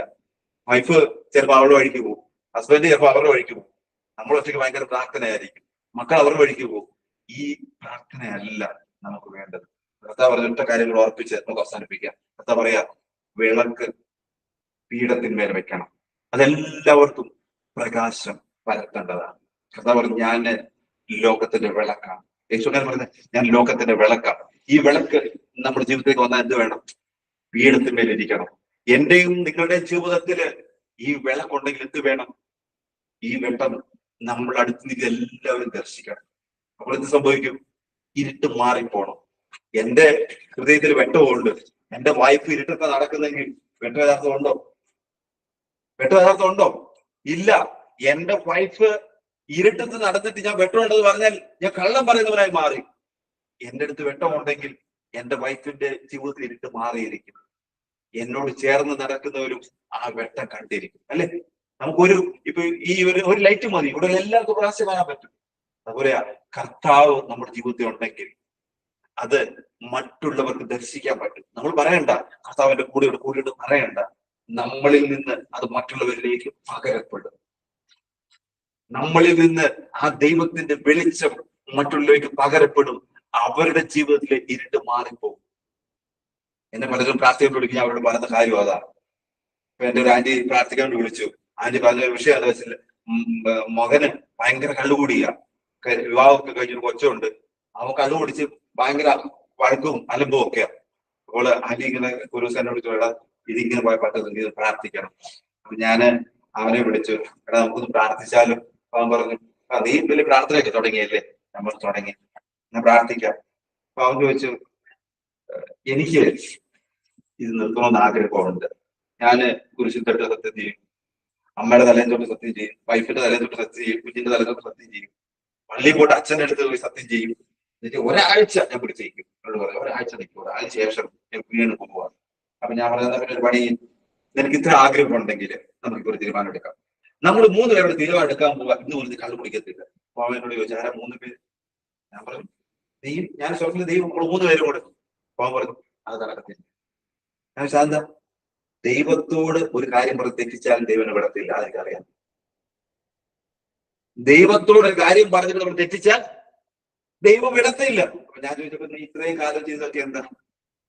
ആര് തലയിൽ കൈ വെച്ച് അവനറിയ ഒന്നും വരത്തില്ല. അച്ഛനെടുത്തോട്ട് പറയാം, അച്ഛൻ ഞാൻ കണ്ടു കുടിക്കത്തില്ല, അവനറിയാം അതൊന്നും കുഴപ്പമില്ല. പക്ഷെ ദൈവത്തോടൊരു വാക്ക് പറഞ്ഞ് തെറ്റിച്ചാൽ അത് നമ്മൾ ദൈവത്തിന് കണക്ക് കൊടുക്കേണ്ടി വരുമെന്നാണ് ബോധം.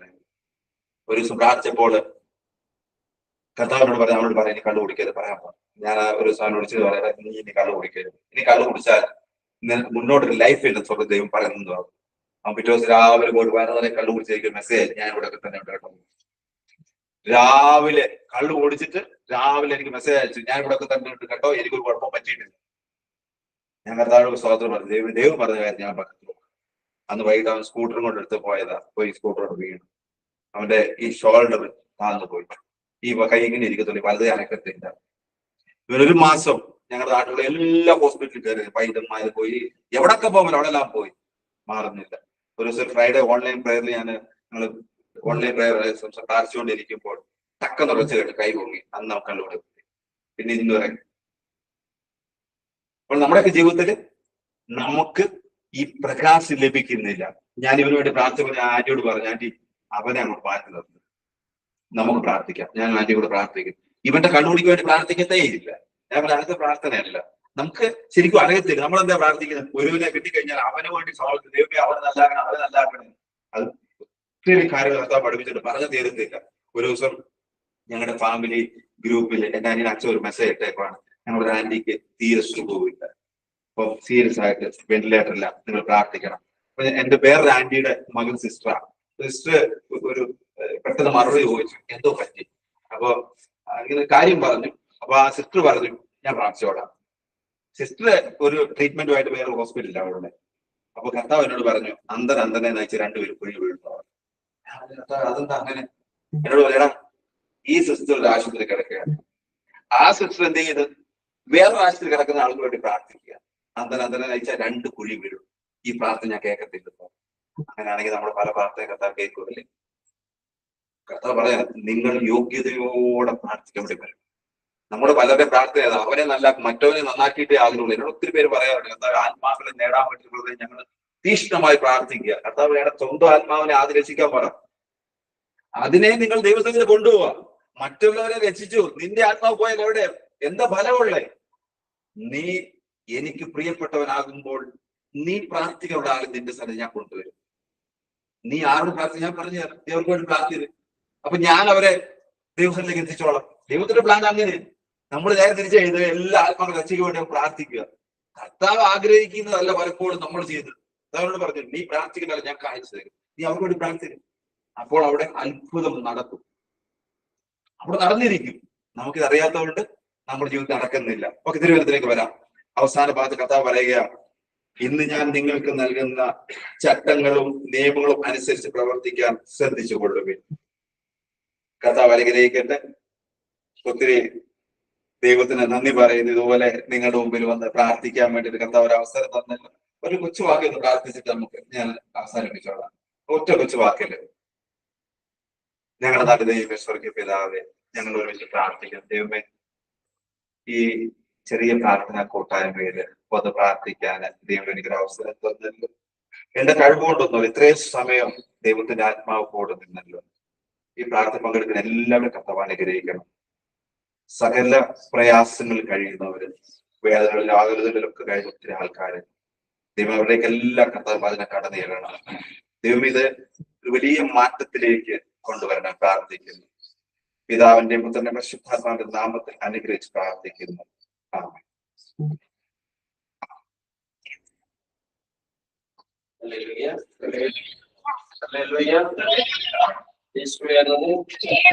യേശുവേ സ്തുതി. യേശുവേ സ്തോത്രം. യേശുവേ മഹത്വം. യേശുവേ ആരാധന.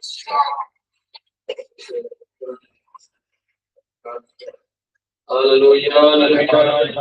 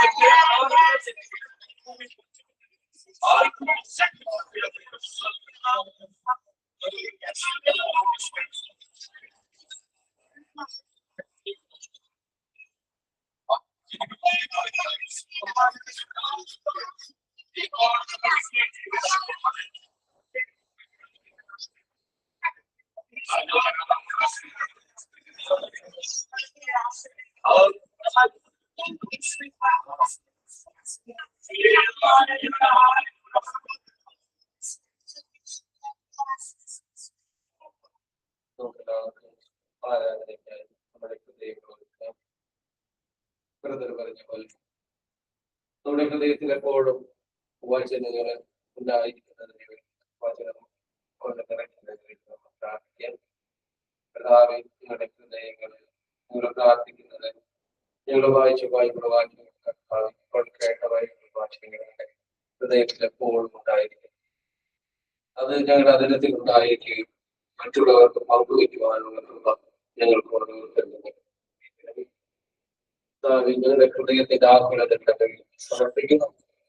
സങ്കീർത്തനം 4:13 ഹൃദയത്തിന്റെ ആകുലതകൾ വർദ്ധിക്കുമ്പോൾ അത് നൽകുന്ന ആശ്വാസം ഞങ്ങൾ ഉന്മേഷമെന്മാരാണ്. ഈ വചനത്തിന്റെ അത്ഭുത ശക്തിയാണ് കർത്താവ് ഞങ്ങളുടെ ഹൃദയത്തിന്റെ ഭാരങ്ങൾ അവിടെ നിന്ന് മാറ്റുന്നു. അടുത്ത സന്നിധിയിലേക്ക് ഞങ്ങൾ സമർപ്പിച്ച് പ്രാർത്ഥിക്കുന്നു. അവിടെ കൽപ്പിച്ച് പറഞ്ഞതുപോലെ ദൈവവചനത്തിന് പൂർണ്ണ ഹൃദയത്തോടും പൂർണ്ണാത്മാവോടും പൂർണ്ണ ശക്തിയോടും കൂടി കർത്താവിൽ അങ്ങേ ആരാധിക്കുവാനുള്ള പുറപ്പാട് 23:25-26 നിന്റെ ദൈവമായ കർത്താവിനെ നീ ആരാധിക്കണം. അപ്പോൾ നിന്റെ ഭക്ഷ്യവും ഭാഗ്യവും ഞാൻ ആശീർവദിക്കും. നിങ്ങളുടെ ഇടയിൽ നിന്ന് ലോകം നിർമ്മാർജ്ജനം ചെയ്യും. ഗർഭചിത്രമോ വന്ധ്യദേവതകളുടെ നാട്ടിലുണ്ടായിരിക്കുകയില്ല. ഞാൻ നിനക്ക് ദീർഘായുസ്സ് സമർപ്പിക്കും. കർത്താവേ, ഈ വചനങ്ങളോട് വചനത്തിന്റെ അഭിഷേകം കർത്താവേ, അവിടുന്ന് കൽപ്പിച്ചിട്ടുള്ളത് പോലെ എല്ലാ ജനങ്ങളിലും കർത്താവേ ഞങ്ങൾക്ക് അധികാരം തന്നിട്ടുണ്ട്. അതിന്റെ മേലെ കർത്താവേ ലൂക്കാ 10:19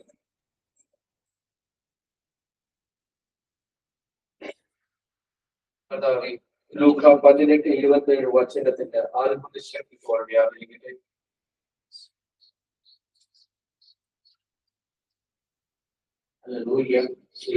വലിയ കാരണം കർത്താവ് ഒരുക്കിക്കൊണ്ടിരിക്കുന്ന നിമിഷമാണ്. കർത്താവ് പറയുന്നു വലിയ കരുണ ഒരുക്കിക്കൊണ്ടിരിക്കുന്ന ദിവസമാണ്. ഹല്ലേലൂയ.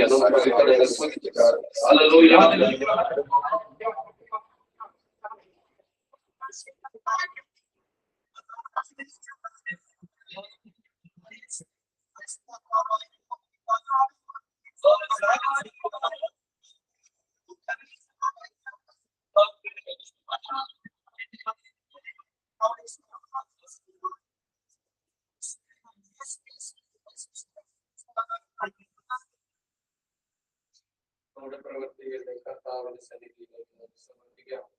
കർത്താവ് അവിടെ ആഗ്രഹിക്കുന്നതാണ് നമ്മുടെ പ്രവൃത്തികൾ തങ്ങില്ല കർത്താവിന് അധികാരം നമുക്ക് നൽകാം. ഞങ്ങളുടെ ഓരോ പ്രവൃത്തികളുടെയും ഞങ്ങളുടെ ശുശ്രൂഷകളുടെ കർത്താവെ അവിടുന്ന് രാജാവായതുകൊണ്ട് ഞങ്ങളുടെ ബലഹീനതകളെ ഞങ്ങൾ ബലപ്പെടുത്തി ഞങ്ങളുടെ ശക്തികൾ പ്രയോഗിക്കണം. ലൂക്കാ 18:27 മനുഷ്യന് അസാധ്യമായത് ദൈവത്തിന് സാധ്യമാണ്. കർത്താവെ വചനത്തിന്റെ അത്ഭുത മനുഷ്യന് അസാധ്യമായത് ദൈവത്തിന് സാധ്യമാണ്. കർത്താവ് ഈ വചനത്തിന്റെ അത്ഭുത ശക്തി ഞങ്ങൾ ഓരോരുത്തരും വ്യാപരിക്കട്ടെ. ലൂക്കാ 10:19 സഭാവുകളുടെയും ശത്രുക്കളുടെയും സകല ശക്തികളുടെയും ചവിട്ടി നടക്കാൻ ഞങ്ങൾക്ക് അധികാരം തന്നിരിക്കുന്നു. കർത്താവ് വചനത്തിന്റെ അത്ഭുത ശക്തിയാണ് ഞങ്ങൾ അഭിഷേകം ഞങ്ങൾ ഓരോരുത്തരുടെ മേൽ അവിടുത്തെ കരുണ കൊടുക്കണം.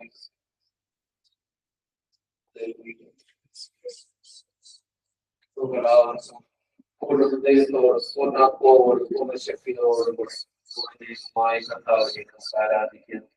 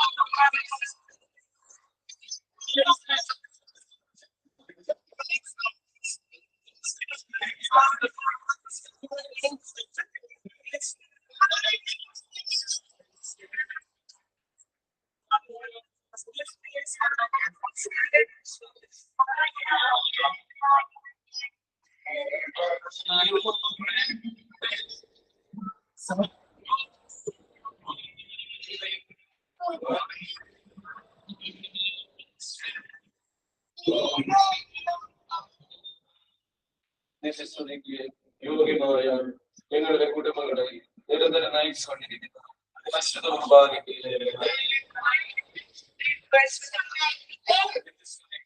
യോഗ്യമായ ഞങ്ങളുടെ കൂട്ടായ്മകളെ നിരന്തരം നയിച്ചുകൊണ്ടിരിക്കുന്ന പരിശുദ്ധ കുർബാനയ്ക്ക് നിത്യസ്തുതിക്ക് യോഗ്യമായ ഞങ്ങളുടെ രാജ്യങ്ങളെ നിരന്തരം നയിച്ചുകൊണ്ടിരിക്കുന്ന പരിശുദ്ധ കുർബാനയ്ക്ക്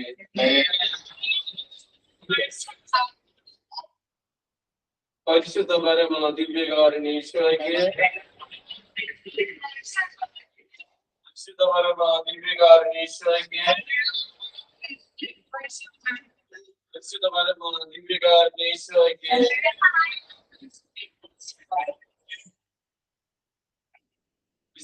പിതാവേ ഞങ്ങൾക്ക് വേണ്ടി പ്രതിസമയിക്കണമേ.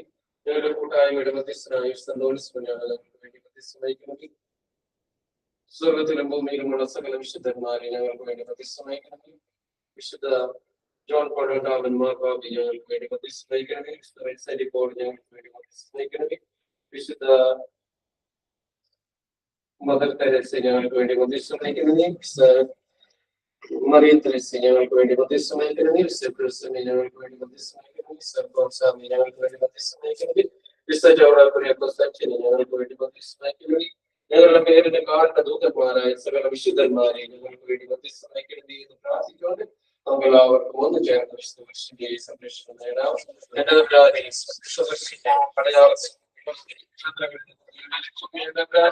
പിതാവിന്റെയും പുത്രന്റെയും പരിശുദ്ധാത്മാവിന്റെയും നാമത്തിൽ ആമേൻ.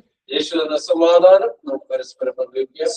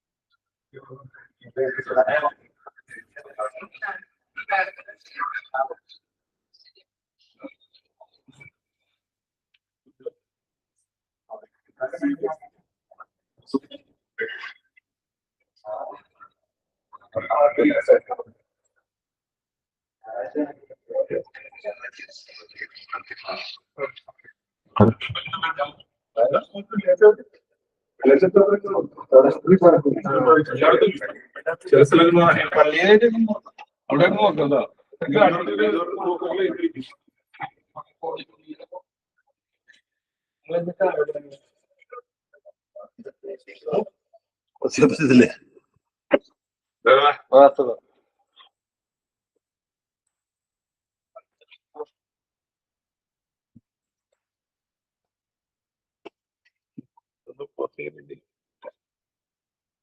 പോകാൻ